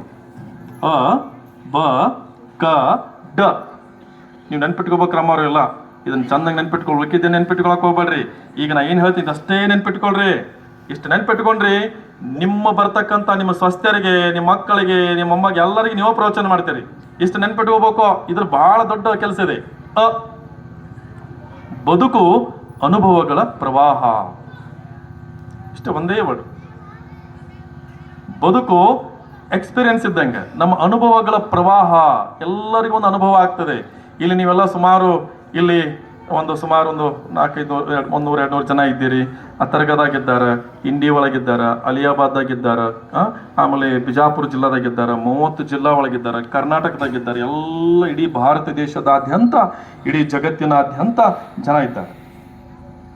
ಅವರೆಲ್ಲ ಪ್ರತಿಯೊಬ್ಬರ ಮನುಷ್ಯನ ಒಂದೊಂದು ಅನುಭವ ಬೇರೆ. ಇಲ್ಲಿ ಮಠದೊಳಗೆ ಕುಂತಾಗ ಅನುಭವ ಬೇರೆ, ಮನೆಯೊಳಗೆ ಹೋದಾಗ ಅನುಭವ ಬೇರೆ, ಮಾರ್ಕೆಟ್ದಾಗ ಹೋದಾಗ ಅನುಭವ ಬೇರೆ. ಈ ಎಲ್ಲ ಅನುಭವ ಇದೆಯಲ್ಲ, ಈ ಬದುಕಿದೆಯಲ್ಲ, ಇದು ಅನುಭವಗಳ ಪ್ರವಾಹ. ಇದರದ ಡೆಪ್ತ್ ಇನ್ನೂ ಭಾಳ ಅದ. ನಾ ಜಸ್ಟ್ ಮ್ಯಾಗಿಂದ ಹೇಳೀನಿ. ಈ ಅನುಭವ ಅಂತಕ್ಕಂಥದ್ದನ್ನ ದೊಡ್ಡ ಡೆಪ್ತ್ ಇದೆ. ಇಷ್ಟು ನೀವು ಸುಮ್ಮ ಒಂದು ಅಷ್ಟೇ ಏನು ತಿಳ್ಕೊಡ್ರಿ, ಒಂದು ಅನುಭವ. ಎಲ್ಲ ಜೀವನ ಹೆಂಗಪ್ಪ ಅಂತಂದ್ರೆ ಒಬ್ಬೊಬ್ಬರು ಜೀವನ ಅನುಭವ ಅಂತ ತಿಳ್ಕೊಬೇಕಷ್ಟೇ. ಹೆಂಗ್ರಿ, ನೀವು ಅಮ್ಮವ್ರ ಹೆಣ್ಮಕ್ಳು ಇದ್ದೀರಿ, ನೀವು ಮೊದಲು ಮೊದಲು ನೀವು ಸೊಸೆಯಾಗಿ ಬಂದ್ರಿ, ಆಮೇಲೆ ಅತ್ತೆ ಆದ್ರಿ, ಈಗೇನಾದ್ರಿ ಅಜ್ಜೆ ಆದ್ರಿ. ಹೌದಿಲ್ಲ? ಅನುಭವ ಆತಿಲ್ಲ. ಮೊದಲು ನಿಮ್ಮದೊಂದು ಕಾಲಿತ್ತು, ನಿಮ್ದೊಂದು ಕಾಲಿತ್ತು. ಏನು ಹೊಸ ಹುಡುಗ, ಯಂಗ್ಸ್ಟರ್ ಹುಡುಗ, ಒಬ್ಬ ಯುವಕ ಆದ, ಮದುವೆ ಆಯ್ತು, ಯಂಗ್ಸ್ಟರ್ದ ಒಂದು ಗಂಡು ಅಂತಕ್ಕಂಥದ್ದು ಬಂತು. ಆಮೇಲೆ ಏನಾದ್ರಿ, ನೀವು ಮಾವ ಆದ್ರಿ, ಈಗ ಅಜ್ಜ ಆದ್ರಿ. ಇನ್ನು ಬರ್ಬರ್ತ ಏನಾಕೈತಿ, ಕೊನೆಗೆ ಅದು ಹೋಗ್ಬಿಡ್ತೈತಿ. ಅದು ಉಳಿಯಂಗಿಲ್ಲ, ಏನು ಉಳಿಯಂಗಿಲ್ಲ. ಅದನ್ನ ಹೇಳ್ತಾರೆ ಮುಂದೆ ಅಪ್ಪವರು, ಮುಂದೆ ಕೊನೆಗೆ ಹೇಳ್ತಾರೆ ಏನು ಉಳಿಯಂಗಿಲ್ಲ ಅಂತೇಳಿ. ಅದಕ್ಕೆ ಬದುಕು ಅನುಭವಗಳ ಸಾರ ಪ್ರವಾಹ. ಅದರ ಸಿರಿವಂತಿಕೆಯು ವಿಶ್ವಚಿಂತನೆ ಹಾಗೂ ಸಂಶೋಧನೆಗಳಿಂದ ಅದರ ಸೌಂದರ್ಯವು ರಾಗ ದ್ವೇಷ ರಹಿತವಾದ ಹಾಗೂ ಅಸೀಮಿತವಾದ ಸದ್ಭಾವದಿಂದ, ಅದರ ಸಿರಿವಂತಿಕೆಯು ವಿಶ್ವಚಿಂತನೆ ಹಾಗೂ ಸತ್ಯ ಶೋಧನೆಗಳಿಂದ. ಇದು ಅಪ್ಪ ಅವರಿಗೆ ಬಂದದ್ದು. ಅದರ ಸಿರಿವಂತಿಕೆ ಎಲ್ಲಿ ಹಾಕತ್ತೆ ಅಂತ ಕೇಳಿದ್ರೆ, ವಿಶ್ವದ ಕುರಿತಾಗಿರ್ತಕ್ಕಂತಹ ಚಿಂತನೆಯಿಂದ. ಅಪ್ಪ ಅವರು ಮಾಡಿದ್ರೆ ಇದನ್ನ ವಿಶ್ವದ ಚಿಂತನೆಯನ್ನ ಮಾಡಿದ್ರು, ಸತ್ಯ ಶೋಧವನ್ನ ಮಾಡಿದ್ರು, ಸತ್ಯಕ್ಕಾಗಿ ಭಾಳ ಹೋರಾಟ ಮಾಡಿದ್ರು. ಗೊತ್ತಿರಲಿ, ಅಪ್ಪ ಅವ್ರು ಇಷ್ಟು ಹೋರಾಟ ಮಾಡಿದಾರಲ್ಲ, ಭಾಳ ದೊಡ್ಡ ಹೋರಾಟ ಮಾಡಿದ್ದಾರೆ. ನಾವು ಹೋರಾಟ ಅಂದ್ರೆ ಏನು ತಿಳ್ಕೊಂತೀವಿ ಗೊತ್ತೈತೇನ್ರಿ? ಹೋರಾಟ ಅಂತಂದ್ರೆ ಹಿಂಗೆ ಕೊಳ್ಳಾಗ ಒಂದು ಟವಲ್ ಹಾಕೊಂಡು ಜೈ ಜೈ ಅನ್ಕೋತ ಹೋಗೋದು ಹೋರಾಟ ಅನ್ಕೊಂಡಿವಿ. ಬೆಳಿಗ್ಗೆ 4 ಗಂಟೆಯಿಂದ ಹಿಡ್ಕೊಂಡು ಎದ್ದು ತಮ್ಮ ಇಡೀ ಸನ್ಯಾಸತ್ವ ಜೀವನವನ್ನ ಅರಗಿಸೋದಿದೆಯಲ್ಲ, ಸಣ್ಣಂಗೆ ಅದನ್ನ ಏನು ಹೇಳ್ರು, ಬೆಳಿಗ್ಗೆ ಹೇಳಬೇಕಂದ್ರೆ ಹೇಳಬೇಕು, ಇದು ಮಾಡಬೇಕಂದ್ರೆ ಮಾಡಬೇಕು, ಇದು ನಡಿಬೇಕಂದ್ರೆ ನಡಿಬೇಕು, ಹಿಂಗೆ ಇರ್ಬೇಕಂದ್ರೆ ಇದು ಹೋರಾಟ. ಹೋರಾಟವನ್ನ ಮಾಡಿದ್ರು ಅಪ್ಪ ಅವರು. ಎಷ್ಟು ತುಡಿತೈತೆ ಅಂತ ಕೇಳಿದ್ರೆ, ಜನರಿಗೆ ಅವ್ರ ಕಾಲು ಮುರಿತ್ರಿ. ಕೆರೂರದಾಗ ಕಾಲು ಮುರಿದ್ರು ಅಸಮಿ ಬಿಡ್ಲಿಲ್ಲ. ಕಾಲು ಮುರಿದ್ರು ಅಪ್ಪ ಅವ್ರು, ಇಲ್ಲ ನಾ ಪ್ರವಚನ ಮಾಡವನಿ. ಕಣ್ಣೀರಿ ಮಠದಾಗಿದ್ದಾಗ ಅಲ್ಲಿ ಅಪ್ಪಗಳನ್ನ ಒಳಗೆ ಓದಿದ್ರ ಸಹಿತ ನಮ್ಮ ಅದರ್ಶ ಅಪ್ಪರಿಗೆ ನನ್ನ ಹೊರಗೆ ಕರ್ಕೊಂಡು ಹೋಗ್ರಿ ಅಂತ ಹೇಳಿದ್ರಂತ. ಮಂಚ ಹಿಡ್ಕೊಂಡು ಹೊರಗೆ ಬಂದ್ರು. ಅವ್ರಿಗೆ ಎಷ್ಟು ತುಡಿತಂತಂದ್ರೆ, ನಾನು ಇರೋದೇ ಎದಕ್ಕಪ್ಪ ಅಂತ ಕೇಳಿದ್ರೆ ಜನರಿಗೆ ನನ್ನ ಅನುಭವನ ಹೇಳಲಿಕ್ಕೆ. ಅದನ್ನು ಹೇಳ್ತಾರಪ್ಪ ಅವರು. ನಾನು ಇನ್ನು ಟೈಮ್ ಆಯಿತು, ಇನ್ನು 5-10 ನಿಮಿಷದ ಮುಗಿಸ್ತೀನಿ ನಾನು. ಅದರ ಸಿರಿವಂತಿಕೆಯು ವಿಶ್ವಚಿಂತನೆ ಹಾಗೂ ಸತ್ಯ ಶೋಧನೆಗಳಿಂದ, ಅದರ ಸೌಂದರ್ಯವು ರಾಗದ್ವೇಷ ರಹಿತವಾದ ಹಾಗೂ ಅಸೀಮಿತವಾದ ಸದ್ಭಾವದಿಂದ, ಅದನ್ನು ಸುಭಗ ಹಾಗೂ ಸಮೃದ್ಧಗೊಳಿಸುವುದೇ ಸಾಧನೆ. ಈ ಅನುಭವವನ್ನ ತನ್ನ ವಿಶ್ವಚಿಂತನೆಯ ಮೂಲಕ, ಸಂಶೋಧನೆಯ ಮೂಲಕ ತನ್ನ ಜೀವನವನ್ನು ಸುಭಗಗೊಳಿಸುವುದು, ಸಮೃದ್ಧಗೊಳಿಸುವುದು. ನಾವೇನ್ ಮಾಡ್ತೀವಿ? ಎಷ್ಟು ಬ್ಯಾಂಕ್ ಬ್ಯಾಲೆನ್ಸ್ ಬಂತು, ಮನಿ ಎಲ್ಲಿ ಕಟ್ಟಿದೆ, ಪರಿಶಿ ಯಾವ್ದು ಹಾಕಿದೆ, ಬಂಗಾರ ಎಷ್ಟು ತಗೊಂಡೆ, ಎಷ್ಟು ನಮ್ದು ಗಳಿಸಿದ್ವಿ, ಎಷ್ಟು ಸಾಲ ತೀರಿಸಿದ್ವಿ, ಗಾಡಿ ಯಾವ್ದು ತಗೊಂಡ್ವಿ, ಮನೆಯೊಳಗೆ ಟಿವಿ ಅಂತದು ಬಂತು, ಮತ್ತು ಹುಡುಗಿಗೆ ಏನು ಕೊಡ್ಬೇಕು, ಹುಡುಗಿಗೆ ಏನು ಕೊಡ್ಬೇಕು, ರೊಕ್ಕ ಎಟ್ಟದವ, ನಾಳೆ ಎಲ್ಲಿ ಇಟ್ಟುಕೊಳ್ಳಿ, ಅವನ ಕಡೆ ಯಾವಾಗ ಕಸಗೋಲಿ, ಇವಂಗೆ ಯಾವಾಗ ಕೊಡ್ಲಿ ಅನ್ನೋದು ನಮ್ಮ ಸಾಧನೆ ಆಯ್ತು ವಿನಃ ನಮ್ಮ ಜೀವನವನ್ನ ಸುಭಗ ಸದ್ಭಾವನೆಗಳಿಂದ ಅದನ್ನು ಸುಂದರ ಮಾಡ್ತಕ್ಕಂಥ ಕೆಲಸವನ್ನ ನಾವು ಮಾಡ್ಲಿಲ್ಲಲ್ಲ. ಬರೇ ನಮ್ದ ನೋಡ್ಕೊಂಡು ನಾವು ಇದನ್ನ ಬಿಟ್ಟು ಬೇರೆ ಹೊರತಾಗಿ ನಾವು ವಿಚಾರ ಮಾಡ್ಲಿಲ್ಲಲ್ಲ. ಇನ್ನೊಂದು ಜಗತ್ತದನ್ನ ವಿಚಾರ ಹೇಳೋಕೆ ಅಪ್ಪರು ಪ್ರಯತ್ನ ಪಟ್ಟರು. ನಮಗೂ ನಿಮಗೆಲ್ಲ ಇನ್ನೊಂದು ಜಗತ್ತಿದ್ರು ಹುಚ್ಚುಗಳ ಅದನ್ನ ಕೇಳ್ರಿ ಅಂತ ತಿಳ್ಕೊಂಡು ದಿನಾ ಬೆಳಿಗ್ಗೆ 6 ಗಂಟೆಗೆ ಎದ್ದು ಪ್ರವಚನ ಮಾಡೋರು, ಸಾಯಂಕಾಲ ಮಾಡೋರು. ಅರ್ಥ ಆದವರಿಗೆ ಅರ್ಥ ಆಯ್ತು, ಅರ್ಥ ಆದವರಿಗೆ ಅರ್ಥ ಆಗ್ಲಿಲ್ಲ, ಅದಕ್ಕೇನು ಮಾಡಕ್ಕೆ ಬರೋದಿಲ್ಲ. ಇಷ್ಟೋ ತಕ್ಕ ನಾ ಹೇಳೇನಿ, ಇದೆಲ್ಲ ಕೂತವ್ರಿಗೆಲ್ಲ ಅರ್ಥ ಆಗಿರ್ತದೇನು? ಹೇಳೋದು ನನ್ನ ಕರ್ತವ್ಯ. ಅರ್ಥ ಮಾಡ್ಕೋದು ಅವರ ಪೂರ್ವ ಜನ್ಮದ ಪುಣ್ಯದ ಫಲ ಅಂತಿದ್ರು ಅಪ್ಪ ಅವರು. ಆ ದಿಸೆಯಲ್ಲಿ ಅವರು ಸುಭಗ ಸಮೃದ್ಧಗೊಳಿಸುವುದೇ ಸಾಧನೆ. ಆ ಸಾಧನೆಯನ್ನು ಅಪ್ಪ ಅವರು ಮಾಡಿದ್ರು. ಅಂತಹ ಜೀವನದ ಉಪಯುಕ್ತವಾದ ಅನುಭವಗಳನ್ನ ಆಸಕ್ತಿಯರೊಂದಿಗೆ ಹಂಚಿಕೊಳ್ಳುವುದೇ ಧರ್ಮ. ಅದು ಸ್ವಪರ ನೆಮ್ಮದಿಗೆ ಕಾರಣ. ನನ್ನ ಅನುಭವವನ್ನ, ನನ್ನ ರಾಗ ರಹಿತವಾಗಿರ್ತಕ್ಕಂಥ ಸದ್ಭಾವನೆಯನ್ನ, ನನ್ನ ಸಾಧನೆಯನ್ನ, ಅಂತ ಜೀವನದ ಉಪಯುಕ್ತವಾದ ಅನುಭವಗಳನ್ನು ಆಸಕ್ತರೊಂದಿಗೆ ಹಂಚಿಕೊಳ್ಳುವುದೇ ಧರ್ಮ. ನೋಡ್ರಿ, ಯಾವುದು ಧರ್ಮ ಅಂತ ಕೇಳಿದ್ರೆ ಅಪ್ಪರ ದೃಷ್ಟಿಯಲ್ಲಿ ಇದು ಯಾವುದೋ ಧರ್ಮ ಅಲ್ಲ. ನಾ ಆಗ್ಲೇ ಹೇಳಿದ್ನಲ್ಲ, ಆ ಧರ್ಮ ಈ ಧರ್ಮ ಎಲ್ಲ ಅವೆಲ್ಲ ನಮ್ಮ ಮನೆಯೊಳಗೆಲ್ಲವು. ನನಗೆ ಆಸಕ್ತಿ ಇರತಕ್ಕಂತಹ ವಿಷಯಗಳನ್ನ ಮತ್ತೊಬ್ಬರಿಗೆ ಹಂಚಿಕೊಳ್ಳೋದಿದೆಯಲ್ಲ, ಅದು ಧರ್ಮ. ಅದನ್ನ ಅಪ್ಪ ಅವರು ಪಾಲನೆ ಮಾಡಿದ್ರು. ಅದು ಸ್ವಪರ ನೆಮ್ಮದಿಗೆ ಕಾರಣ. ಅದು ನನಗೆ ನೆಮ್ಮದಿ ಕೊಡ್ತದೆ. ನಾನೊಬ್ಬ ಯೋಗ ಶಿಕ್ಷಕ, ಗೊತ್ತಿರಲಿ. ನನಗೆ ಧಾರವಾಡದಾಗ ಒಂದು ನಮ್ಮದು ಕೋಚಿಂಗ್ ಸೆಂಟರ್ ಇದೆ. ನನ್ನ ಕಡೆ ಟೋಟಲ್ ನಾನು ಪ್ರೆಸೆಂಟ್ ನಮಗೆ 450 ಮಕ್ಕಳಿದ್ರೆ 250 ಮಕ್ಕಳಿಗೆ ದಿನಾಲೂ ಯೋಗ ಹೇಳಿಕೊಡ್ತೀನಿ. ನಾನು ಒಂದು ದಿವಸ ತಪ್ಸಂಗಿಲ್ಲ. ಇವತ್ತು ಹೇಳಿಕೊಟ್ಟಿಲ್ಲ, ನಿನ್ನ ಹೇಳಿಕೊಟ್ಟಿಲ್ಲ, ಒಂದು ದಿವಸ ತಪ್ಸಂಗಿಲ್ಲ ನಾನು. ಯಾಕೆ ನಾನು ಯೋಗ ಹೇಳಿಕೊಡ್ತೀನಿ ಅಂತ ಕೇಳಿದರೆ, ಹುಡುಗರು ಶಾಣೆ ಆಗ್ತಾವ, ಅದು ನಿಮ್ಮ ಅವ್ವ ಅಪ್ಪ ಬಿಟ್ಟು ಕೊಟ್ಟದು. ನನಗೆ ನೆಮ್ಮದಿ ಸಿಗ್ತದ, ಅದಕ್ಕೆ ನಾ ಹೇಳಿಕೊಡ್ತೀನಿ. ನನ್ನ ಸಮಾಧಾನ ಕೇಳಿಕೊಡ್ತೀನಿ. ಅದೇ ಹೇಳಿದ ಅಪ್ಪರಲ್ಲಿ, ಅನುಭವಗಳನ್ನ ಹಂಚಿಕೊಳ್ಳೋದು ಧರ್ಮ. ಯೋಗ ಹೇಳಿಕೊಡೋದು ನನ್ನ ಧರ್ಮ, ಅದು ನನಗೆ ಸಮಾಧಾನ ಕೊಡ್ತದೆ, ಅದು ನನ್ನ ಒಂದು ಕರ್ಮ. ಅದಕ್ಕೆ ನಾ ಯೋಗ ಹೇಳಿಕೊಡ್ತೀನಿ. ಅದಕ್ಕೆ ಪ್ರವಚನ ಅದಕ್ಕೆ ಅಪ್ಪ ಅವ್ರು ಮಾಡ್ತಿದ್ರು ಅಂತ ಕೇಳಿದರೆ, ಅದು ಸ್ವಪರಹಿತ ನೆಮ್ಮದಿಗೆ ಕಾರಣ. ಅದು ನನಗೂ ಮತ್ತು ಪರರಿಗೂ ಸಹಿತ ನೆಮ್ಮದಿಯನ್ನ ಕೊಡುತ್ತದೆ, ಅದಕ್ಕೆ ಮಾಡ್ತಿದ್ದೆ ಅಂತೇಳಿ. ಇನ್ನು 5 ನಿಮಿಷದ ಬರ್ತೀನಿ. ನನ್ನದು ಆವೇಗವಿಲ್ಲದ ಸಾವಧಾನದ ಸಾಮಾನ್ಯ ಬದುಕು. ನನ್ನ ಆವೇಗ ಇಲ್ಲ, ಸಾವಧಾನದ ಸಾಮಾನ್ಯ ಬದುಕು. ಅರ್ಥ ಮಾಡ್ಕೊಡ್ರಿ, ನಾವು ವರ್ಲ್ಡ್ ಪ್ರತಿಯೊಂದು ಅಪ್ಪರ್ದಿಲ್ಲ ಇವು. ಅದನ್ನು ರೂಪಿಸಿದವರು ಗುರುದೇವರು, ಅದನ್ನು ಹದುಳಿಸಿದವರು ನಾಡಿನ ಪೂಜ್ಯರು, ಹಿತೈಷಿಗಳು, ಸಹೃದಯರು, ಸಾಧಕರು, ಶ್ರೀಸಾಮಾನ್ಯರು. ನಿಸರ್ಗವು ಮೈ ಮನಸ್ಸುಗಳಿಗೆ ತಂಪನ್ನಿತ್ತಿದೆ. ಅಪ್ಪರಿಗೆ ನಿಸರ್ಗ ಅಂದ್ರೆ ಬಹಳ ಇಷ್ಟ. ಎಲ್ಲರಿಗೂ ಹೇಳ್ತಿರ್ತಾರೆ, ಅಪ್ಪರಿಗೆ ಹೂ ಅಂದ್ರೆ ಇಷ್ಟ, ಹೂ ಅಂದ್ರೆ ಇಷ್ಟ ಅಂತ. ಅಪ್ಪರಿಗೆ ಅಷ್ಟ ಹೂ ಇಷ್ಟ ಏನ್ರಿ? ಅಪ್ಪರಿಗೆ ಅಷ್ಟ ಹೂ ಇಷ್ಟನಾ? ಯಾರಿಗೂ ಹೂ ಇಷ್ಟ ಇಲ್ಲ? ಯಾರು ಹೂ ಇಷ್ಟ ಇಲ್ಲ? ಎಲ್ಲರಿಗೂ ಇಷ್ಟನೇ. ಆದ್ರೆ ಅದನ್ನ ಅರ್ಥ ಮಾಡ್ಕೊಲ್ಲ. ಹೂ ಅಂದ್ರೆ ಬರೀ ಹೂ ಆಗ್ಲಿಲ್ಲ, ಹೂವಿನೊಳಗೆ ಅದೊಂದು ಬೇರೆ ತತ್ವ ಅದ. ನನಗೆ ಈಗ ಟೈಮ್ ಇಲ್ಲ ಅದು ಹೇಳಕ. ಹೂ ಅಂದ್ರೆ ಬೇರೆ ಅಪ್ಪರ ದೃಷ್ಟಿ ಒಳಗ ಹೂವ ಇಡ್ರಿ ಅಂತ ಹೇಳ್ತಿದ್ರು, ಹೂವನ್ನ ಕುರಿತು ಹೂವಿನ ಬಗ್ಗೆ ಹೇಳ್ತಿದ್ರು. ಅವ್ರ ಕೈ ಒಳಗ ಹೂ ಅಂತಂದ್ರೆ ಹೂ ಅಲ್ಲ, ಆ ಹೂ ಅಂದ್ರೆ ಬೇರೆ. That is one of the philosophy. ಅದು ಬೇರೆ ಇದೆ. ಅದನ್ನ ನಿಮಗೆ ಮತ್ತೆ ಯಾರು ಗುರುಗಳು ಅರ್ಥ ಮಾಡಿಸ್ತವ್ರು, ನಿಮ್ಗೆ ಅರ್ಥ ಮಾಡಿಸ್ತಾರೆ. ಹೂ ಅಂದ್ರೆ ಹೂ ಅಲ್ಲ. ಯಾರಿಗೆ ಹೂವಲ್ಲ? ಎಲ್ಲ ತಾಯಿಂದರಿಗೆ ಹೂ ಅಂದ್ರೆ ಇಷ್ಟ, ಮಕ್ಕಳಿಗೆ ಹೂ ಅಂದ್ರೆ ಇಷ್ಟ, ನನಗಂದ್ರೆ ಇಷ್ಟ, ಅಪ್ಪರಿಗೆ ಇಷ್ಟ. ಎಲ್ಲರ ಅಪ್ಪರಿಗೆ ಹೂ ಅಂದ್ರೆ ಇಷ್ಟ, ಅಪ್ಪರಿಗೆ ಹೂ ಅಂದ್ರೆ ಇಷ್ಟ. ಅಪ್ಪರಿಗೆ ಹೂ ಇಷ್ಟ ರೀ. ಅಪ್ಪರಿಗೆ ಯಾಕೆ ಇಷ್ಟ? ನಿಮಗೂ ಇಷ್ಟ. ಅಪ್ಪರಿಗೆ ಏನು ಇಷ್ಟವೋ ಎಲ್ಲರಿಗೂ ಇಷ್ಟ. ಆದ್ರೆ ಹೂವನ್ನು ಹೂವು ತರ ನೋಡೋಂಗಿಲ್ಲ, ಹೂವನ್ನ ಬೇರೆ ತರ ನೋಡ್ಬೇಕು ಅನ್ನೋದು ಅಪ್ಪರು ಹೇಳ್ತಿದ್ರು. ಅದನ್ನ ಅರ್ಥ ಮಾಡ್ಕೊಳ್ಳಿಲ್ಲ ಜನ. ಅಪ್ಪರು ಬಹಳ ಒಂಥರ ಬೆಳಗಿನ ವಚನ ತರ ಸೂಕ್ಷ್ಮವಾಗಿ ಹೇಳ್ತಿದ್ರು. ಅದನ್ನ ಅರ್ಥ ಮಾಡ್ಕೋದಿಲ್ಲ, ಬಹಳ ಕಠಿಣ ಇದೆ. ಅಪ್ಪರ ಪ್ರವಚನ ಕೇಳಾಕ ಬಹಳ ಸುಲಭ ಇತ್ತು ಅಂತಿದ್ರೆ. ಅಪ್ಪರ ಪ್ರವಚನ ಬಹಳ ಸುಲಭ ರೀ. ಸಂಸ್ಕೃತ ವರ್ಡ್ ಜಾಸ್ತಿ ಒಂದೊಂದು ಉಪಯೋಗಿಸ್ತಾರ ಅವರು. ಆದ್ರೆ ಅದರ ಅರ್ಥ ಮಾಡ್ಕೊಳ್ಳೋದಿದೆಯಲ್ಲ, ಬಹಳ ಕಷ್ಟ ಇದೆ, ಬಹಳ ಕಷ್ಟ ಇದೆ. ಅದಕ್ಕೆ ಇರ್ಲಿ. ಅದನ್ನು ರೂಪಿಸಿದವರು ಗುರುದೇವರು, ಅದನ್ನು ಹದುಳಿಸಿದವರು ನಾಡಿನ ಪೂಜ್ಯರು, ಹಿತೈಷಿಗಳು, ಸಹೃದಯರು, ಸಾಧಕರು ಹಾಗೂ ಶ್ರೀಸಾಮಾನ್ಯರು. ನಿಸರ್ಗವು ಮೈ ಮನಸ್ಸುಗಳಿಗೆ ತಂಪನ್ನಿತ್ತಿದೆ. ತಾತ್ವಿಕ ಚಿಂತನೆಗಳು ತಿಳಿ ಬೆಳಗ ಹರಡಿವೆ. ಜಾಗತಿಕ ತತ್ವಜ್ಞಾನಿಗಳ ಮತ್ತು ವಿಜ್ಞಾನಿಗಳ ಶೋಧನೆಗಳು ದೃಷ್ಟಿಯ ಪರಿಸೀಮೆಯನ್ನು ದೂರ ದೂರ ಸರಿಸಿವೆ. ಆಗ್ಲೇ ಹೇಳ್ತಲ್ಲ, ಪ್ಲೇಟೋವನ್ನ ತಗೊಂಡ್ರು, ಅರಿಸ್ಟಾಟಲ್ ತಗೋತಾರೆ, ಎಲ್ಲ ವಿಜ್ಞಾನಿಗಳನ್ನ ತಗೋತಾರೆ, ಯೇಸುವನ್ನ ತಗೋತಾರೆ, ಮೊಹಮ್ಮದ್ ಪೈಗಂಬರನ್ನ ತಗೊಂತಾರೆ, ಬುದ್ಧನನ್ನ ತಗೊಂತಾರೆ, ಜೈನರನ್ನ ತಗೊಂತಾರೆ, ಎಲ್ಲರನ್ನೂ ತಗೊಂತಾರೆ. ತಮ್ಮ ಒಂದು ಎಲ್ಲರನ್ನ ತಗೊಂಡು ಒಂದು ಮಿಕ್ಸಿ ಒಳಗೆ ಹಾಕಿ ನಿಮಗೆ ಕುಡಿಸಾಕ ಪ್ರಯತ್ನವನ್ನು ಮಾಡಿದ್ರಪ್ಪ ಅವರು. 30-40 ವರ್ಷಗಳವರೆಗೆ ಎಲ್ಲ ತಗೊಂಡ್ರು. ವೇದಗಳನ್ನ ತಗೊಂಡ್ರು, ಉಪನಿಷತ್ತ ತಗೊಂಡ್ರು, ಎಲ್ಲ ತಗೊಂಡು ಒಂದು ಮಿಕ್ಸರ್ದಾಗ ಹಾಕಿ ಗ್ರೈಂಡರ್ ಮಾಡಿ ನಿಮಗೆ ಉಣಿಸ್ಯಾರ. ಅದರ ಅರ್ಥ ನಿಮಗೆ ಎಷ್ಟು ಆಗ್ತೈತಿ ಅನ್ನೋದ್ರ ಮೇಲೆ ಅದು ಕುಡ್ದವ್ರಿಗೆ ಗೊತ್ತು, ಅದನ್ನು ಕುಡ್ದವ್ರಿಗೆ ಗೊತ್ತು. ಇರ್ಲಿ. ಇನ್ನ ಅ ಮುಗಿತು, ಬ ಮುಗಿತು, ಕ. ಇನ್ನು 5 ನಿಮಿಷ ಮುಗಿತು ನಾನು. ಆದ್ದರಿಂದಲೇ ನಾನು ಎಲ್ಲರಿಗೂ ಎಲ್ಲದಕ್ಕೂ ಉಪಕೃತ. ಆದ್ದರಿಂದಲೇ ನಾನು ಎಲ್ಲರಿಗೂ ಎಲ್ಲದಕ್ಕೂ ಉಪಕೃತನಾಗಿದ್ದೇನೆ. ಬದುಕು ಮುಗಿಯುತ್ತದೆ, ದೀಪ ಆರಿದಂತೆ, ತೆರೆ ಅಡಗಿದಂತೆ, ಮೇಘ ಕರಗಿದಂತೆ. ಬದುಕು ಹೋಗ್ಬಿಡ್ತೈತಿ. ಇದು ಹೆಂಗಂತಂದ್ರೆ ದೀಪ ಆರ್ದಂಗೆ ದೀಪ ಆರ್ಕ್ಲಿ ಕತ್ಲಾಕತಿ. ತೆರೆಗಳು ಹೀಗೆ ಸಮುದ್ರ ತೆರೆ ಹೋಗ್ತಾವ, ವಾಪಸ್ ಹಿಂಗೆ ಬರ್ತಾವ, ಹೋಗ್ಬಿಡ್ತೈತಿ. ಮೇಘ ಮೋಡಗಳು ಕರಗಿ ಹೋಗ್ಬಿಡ್ತಾವ. ಹಂಗ ಜೀವನ ಮುಗಿದು ಹೋಗ್ತದ. ಉಳಿಯುವುದು ಬರೀ ಬಯಲು, ಮಹಾಮೌನ, ಶೂನ್ಯ ಸತ್ಯ.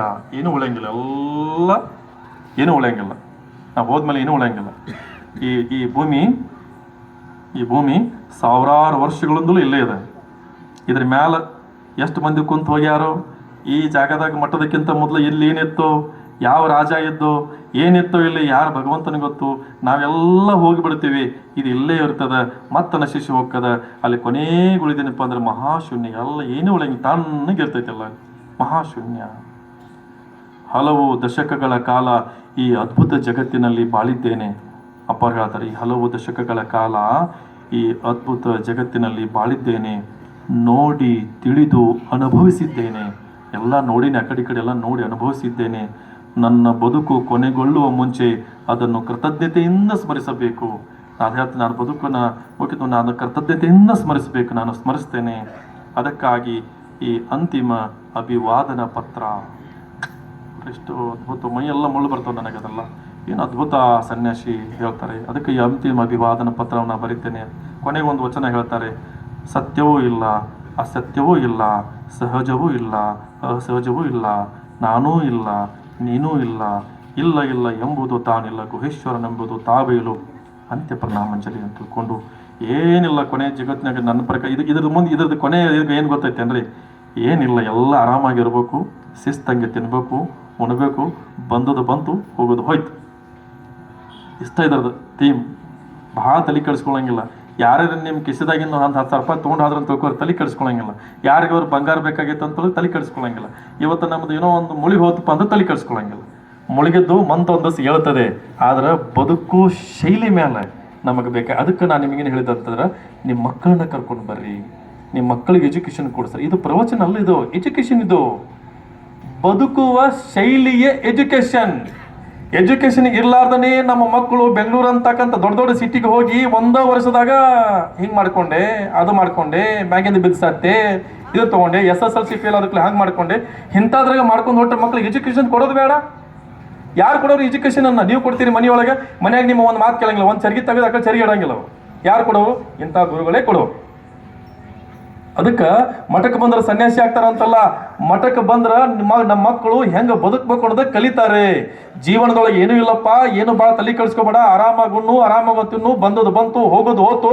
ಇವತ್ತು ಏನು ಬೇಕಾದಾದ್ರೂ ಸಹಿತ ಮತ್ತೆ ವಾಪಸ್ ಅದ ನಮ್ಗೆ, ಮತ್ತೆ ಬಂದಾಗ ಬರಲಿ, ಸಾಕಾರ ಹೋಗ್ಲಿ, ಆರಾಮಾಗಿ ನಿದ್ದೆ ಮಾಡೋಣ, ಹೊರತಂಬ ಊಟ ಮಾಡೋಣ ಅಂತಕ್ಕಂಥದ್ದು ಜೀವನ ಕಲಿಸ್ಬೇಕಾಗಿದ್ದಲ್ಲ. ಅದನ್ನ ಕಲಿಸೋರು ಯಾರು? ಗುರುಗಳೆಲ್ಲ. ಅಂತ ಗುರುಗಳ ಕಡೆ ಮತ್ತೆ ಹುಡ್ಕೊಂಡು ಹೋಗ್ಬೇಕಲ್ಲ. ಅದಕ್ಕೆ ಗುರುರ್ ಬ್ರಹ್ಮ, ಗುರುರ್ ವಿಷ್ಣು, ಗುರುರ್ ದೇವೋ ಮಹೇಶ್ವರ ಅಂತ ಯಾಕೆ ಹೇಳಿದ್ರು? ಅದಕ್ಕೆ ಬುದ್ಧಿಜೀವರು ಬಂದು ಹೋದ್ರು. ಈಗ ಈಶಪ್ರಸಾದ ಮಹಾಸ್ವಾಮಿಗಳಿದ್ದಾರೆ, ಅವ್ರು ಬಹಳ ದೊಡ್ಡ ಅದ್ಭುತ ಸನ್ಯಾಸಿಗಳಿದ್ದಾರೆ. ಚಿಕ್ಕ ವಯಸ್ಸಿನೊಳಗೆ ಬಹಳ ದೊಡ್ಡ ಅದ್ಭುತವಾಗಿರ್ತಕ್ಕಂಥ, ಅವ್ರು ಏನು ಓದ್ಯಾರೋ ಏನು ಬಿಟ್ಟಾರೋ ಮುಖ್ಯ ಅಲ್ಲ, ಅವ್ರಿಗೆ ಅಪ್ಪಾರ ಆಶೀರ್ವಾದ ಆಗ್ಯದ, ಅಷ್ಟು ಸಾಕು.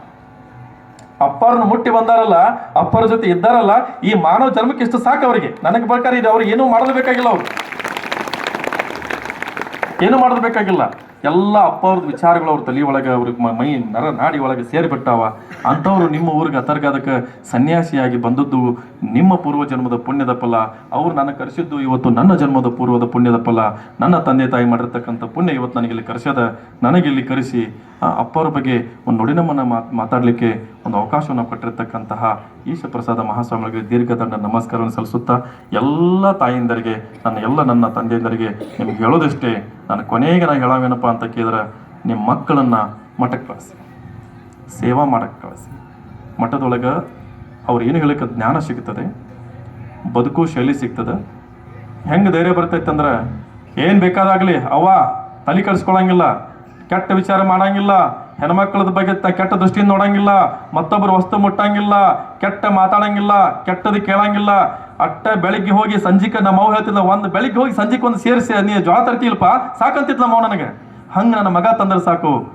ಮತ್ತೊಬ್ಬರ ಕಡೆ ಹೆಸರು ಇಟ್ಕೊಳ್ತಕ್ಕಂಥ ಮಕ್ಕಳು ಹುಟ್ಟರಂತಂದ್ರೆ ಇದಕ್ಕಿಂತ ಇನ್ನೇನು ಕೆಟ್ಟದ್ದು ಏನಿದೆ? ಯಾಕೆ ನಮಗೆ ಬೇಕಾಗಿದೆ ಈ ಜನ್ಮ? ಅದಕ್ಕೆ ನಾ ಹೇಳೋದು, ನಿಮ್ಮ ಮಕ್ಕಳನ್ನು ಭಾಳ ತಾಡಿ ಸಂಸ್ಕಾರವನ್ನು ಕೊಡ್ಲಿಕ್ಕೆ ನಾವೆಲ್ಲರೂ ಪ್ರಯತ್ನವನ್ನು ಮಾಡೋಣ. ಮಠಕ್ಕೆ ಕಳಿಸ್ರಿ, ಗುರುಗಳು ಭೇಟಿ ಮಾಡಿಸ್ರಿ. ಇದೇ ಮಠಕ್ಕೆ ಅಂತಲ್ಲ, ನಿಮ್ಗೆ ಎಲ್ಲಿ ನಿಮ್ಗೆ ಮಠ ಅಂದ್ರೆ ಮತ್ತೆ ಇದೇ ಮಠಕ್ಕೆ ಕಳಿಸ್ರಿ ಅಂತ ಅನ್ಕೋಬೇಡ್ರಿ. ನಿಮಗೆಲ್ಲಿ ಅನುಕೂಲ ಆಕತ್ತೀವೋ ಅಲ್ಲಿ, ನಿಮಗೆ ಯಾರು ಗುರುಗಳು ಇಷ್ಟ ಆದರೋ ಅಲ್ಲಿ, ನಿಮಗೆ ಎಲ್ಲಿ ಭಕ್ತಿ ಇದೆಯೋ ಅಲ್ಲಿ ಕಳಿಸ್ಕೊಡಿ. ಮಕ್ಕಳಿಗೆ ಸಂಸ್ಕಾರವನ್ನು ಕೊಡಿ. ಗುರು ಅಂದ್ರೆ ಏನದವ್ರಿ ಅರಿವು ಮಾಡಿಸಿ. ಇಷ್ಟು ಮಾಡ್ರಿ ಅಂತಂದ್ರೆ ನೀವು ಅಪ್ಪವರ ಪ್ರವಚನ ಕೇಳಿದಕ್ಕೂ 96 ದಿವಸ ಇಲ್ಲಿ ಬಂದದಕ್ಕೂ, ನೀವು ದಿನಾಲು ಯುವತಿ ಹಚ್ಚೋದಕ್ಕೂ, ನೀವೆಲ್ಲರೂ ದಿನಾಲು ಬೆಳಿಗ್ಗೆದ್ದು ನೀವು ಉಪವಾಸ ಇರ್ತಿರಲ್ಲ, ಶನಿವಾರ ಗುರುವಾರ ಉಪವಾಸ ಮಾಡ್ತಿರಲ್ಲ, ಆ ಉಪವಾಸ ಮಾಡೋದಕ್ಕೂ, ನೀವೆಲ್ಲ ನೀರು ಬಾಯಾಗ ವಿಭೂತಿ ಹಚ್ಕೊಳ್ಳೋದು, ನೀರು ಹಾಕೋದಕ್ಕೂ ಸಾರ್ಥಕ ಆಗ್ತದೆ. ನಮ್ಮ ಮಕ್ಕಳು ಒಂದು ಒಳ್ಳೆಯವ್ರಾಗ್ಬಿಟ್ರೆ ಈ ಭೂಮಿ ತಲೆ ಮೇಲೆ ಇನ್ನೇನೂ ಇಲ್ಲ. ಹೌದಿಲ್ಲ? ನಮ್ಮ ಅಪ್ಪ ಗೊತ್ತಾನಿಲ್ಲೇ, ಅವ್ನಿಗೆ ಇನ್ನೇನು ಬೇಕಾಗ್ಯದ? ನಮ್ಮ ಅಪ್ಪಗೆ ನನ್ನ ಮಗ ಹಿಂಗೆ ಎಲ್ಲರ ಮುಂದೆ ಕೂತ್ಕೊಂಡು ಹಿಂಗೆ ಪ್ರವಚನ ಮಾಡತ್ತಾರ ಅಂದ್ಕೊಂಡ್ಲಿ, ಅವ್ನಿಗೆ ನಂದು ಸಾರ್ಥಕ ಬದುಕು ಅನ್ಕೋತೀನಿ ನಾನು. ಇದಕ್ಕಿಂತ ಇನ್ನೇನು ಬದುಕು ಸಾರ್ಥಕ ಇದೆ? ಮಗ ಅಪ್ಪನ ಮೀರಿ ಬೆಳೆದಪ್ಪ ಅಂತಂದ್ರೆ ಅವ್ ಮಗ. ಅದಕ್ಕೆ ನಿಮಗೆ ನಾನು ದಯವಿಟ್ಟು ಇಷ್ಟು ವಿನಂತಿಯನ್ನು ಮಾಡ್ತಾ, ಎಲ್ಲರೂ ತಾವೆಲ್ಲ ಬಹಳ ಅದ್ಭುತವಾಗಿರ್ತಕ್ಕಂತಹ ಜನ ಇದ್ದೀರಿ. ನನಗೆ ಬಹಳ ಖುಷಿಯಾಗಿದೆ ಇಲ್ಲಿ ಬಂದು ನೋಡಿ. ಈಶಪ್ರಸಾದ ಮಹಾಸ್ವಾಮಿಗಳ ಬಗ್ಗೆ ಅಂತೂ ನಾನು ಭಾಳ ಹೇಳಂಗಿಲ್ಲ. ಅವರು ಭಾಳ ಅದ್ಭುತವಾಗಿರ್ತಕ್ಕಂಥ ಸನ್ಯಾಸಿ ಇದ್ದಾರೆ. ಮಗದೊಮ್ಮೆ ಈ ಎಲ್ಲ ಏನೇನು ಕೆಲಸ ಮಾಡಾಕತ್ತೀರಿ ಭಾಳ ಅದ್ಭುತವಾಗಿರುತ್ತೆ. ನಮ್ಮ ಚೌಡೇಶ್ವರ ಆಗಿರ್ಬೋದು, ಸುನೀಲ್ ಆಗಿರ್ಬೋದು, ಈರಣ್ಣ ಆಗಿರ್ಬೋದು, ಭಾಳ ಅದ್ಭುತವಾಗಿರುತ್ತೆ. ಹುಡುಗರಿದ್ದಾರಲ್ಲ, ಅವರೆಲ್ಲ ಒಳ್ಳೇದಾಗ್ತದೆ ಗೊತ್ತಿರಲಿ. ಯಾರ್ಯಾರು ಸೇವಾ ಮನೋಭಾವನೆಯಿಂದ ಕೆಲಸ ಮಾಡ್ಯಾರಲ್ಲ ಅವ್ರೆಲ್ಲರಿಗೂ ಒಳ್ಳೇದಾಗ್ತದೆ. ಇದರ ಎರಡು ಮಾತಿಲ್ಲ. ಈ ಭೂಮಿ ತಲೆ ಮ್ಯಾಗ ಇರೋದು ಅದೇ. ಎಲ್ಲಿ ಕರ್ಮಗಳು ಚೆನ್ನಾಗಿರ್ತಾವ ಅಲ್ಲಿ ಸೇವಾ ಮನೋಭಾವ ಮಾಡೋರಿಗೆ 100% ಒಳ್ಳೇದಾಗ್ತದೆ. ಬೇಕಾದ್ರೆ ನೋಡ್ಕೊಂತವ್ರು ನೀವು. ಸುಮ್ಮಂಗೆ ಈರನ್ನ ಸುನೀಲ್ ನೋಡ್ಕೊಂತವ್ರು ನೀವು. ಹಂಗೆ ಈ ಮಠದೊಳಗೆ ಸೇವೆ ಮಾಡ್ಯಾರಲ್ಲ ಅವ್ರು ನೋಡಕ್ರಿ ಇನ್ನೂ ಮದುವೆ ಆಗ್ಲಿಕ್ಕೆ ಎಂಥ ಹುಡುಗಿ ಸಿಗ್ತಾಳ ಅಂತ.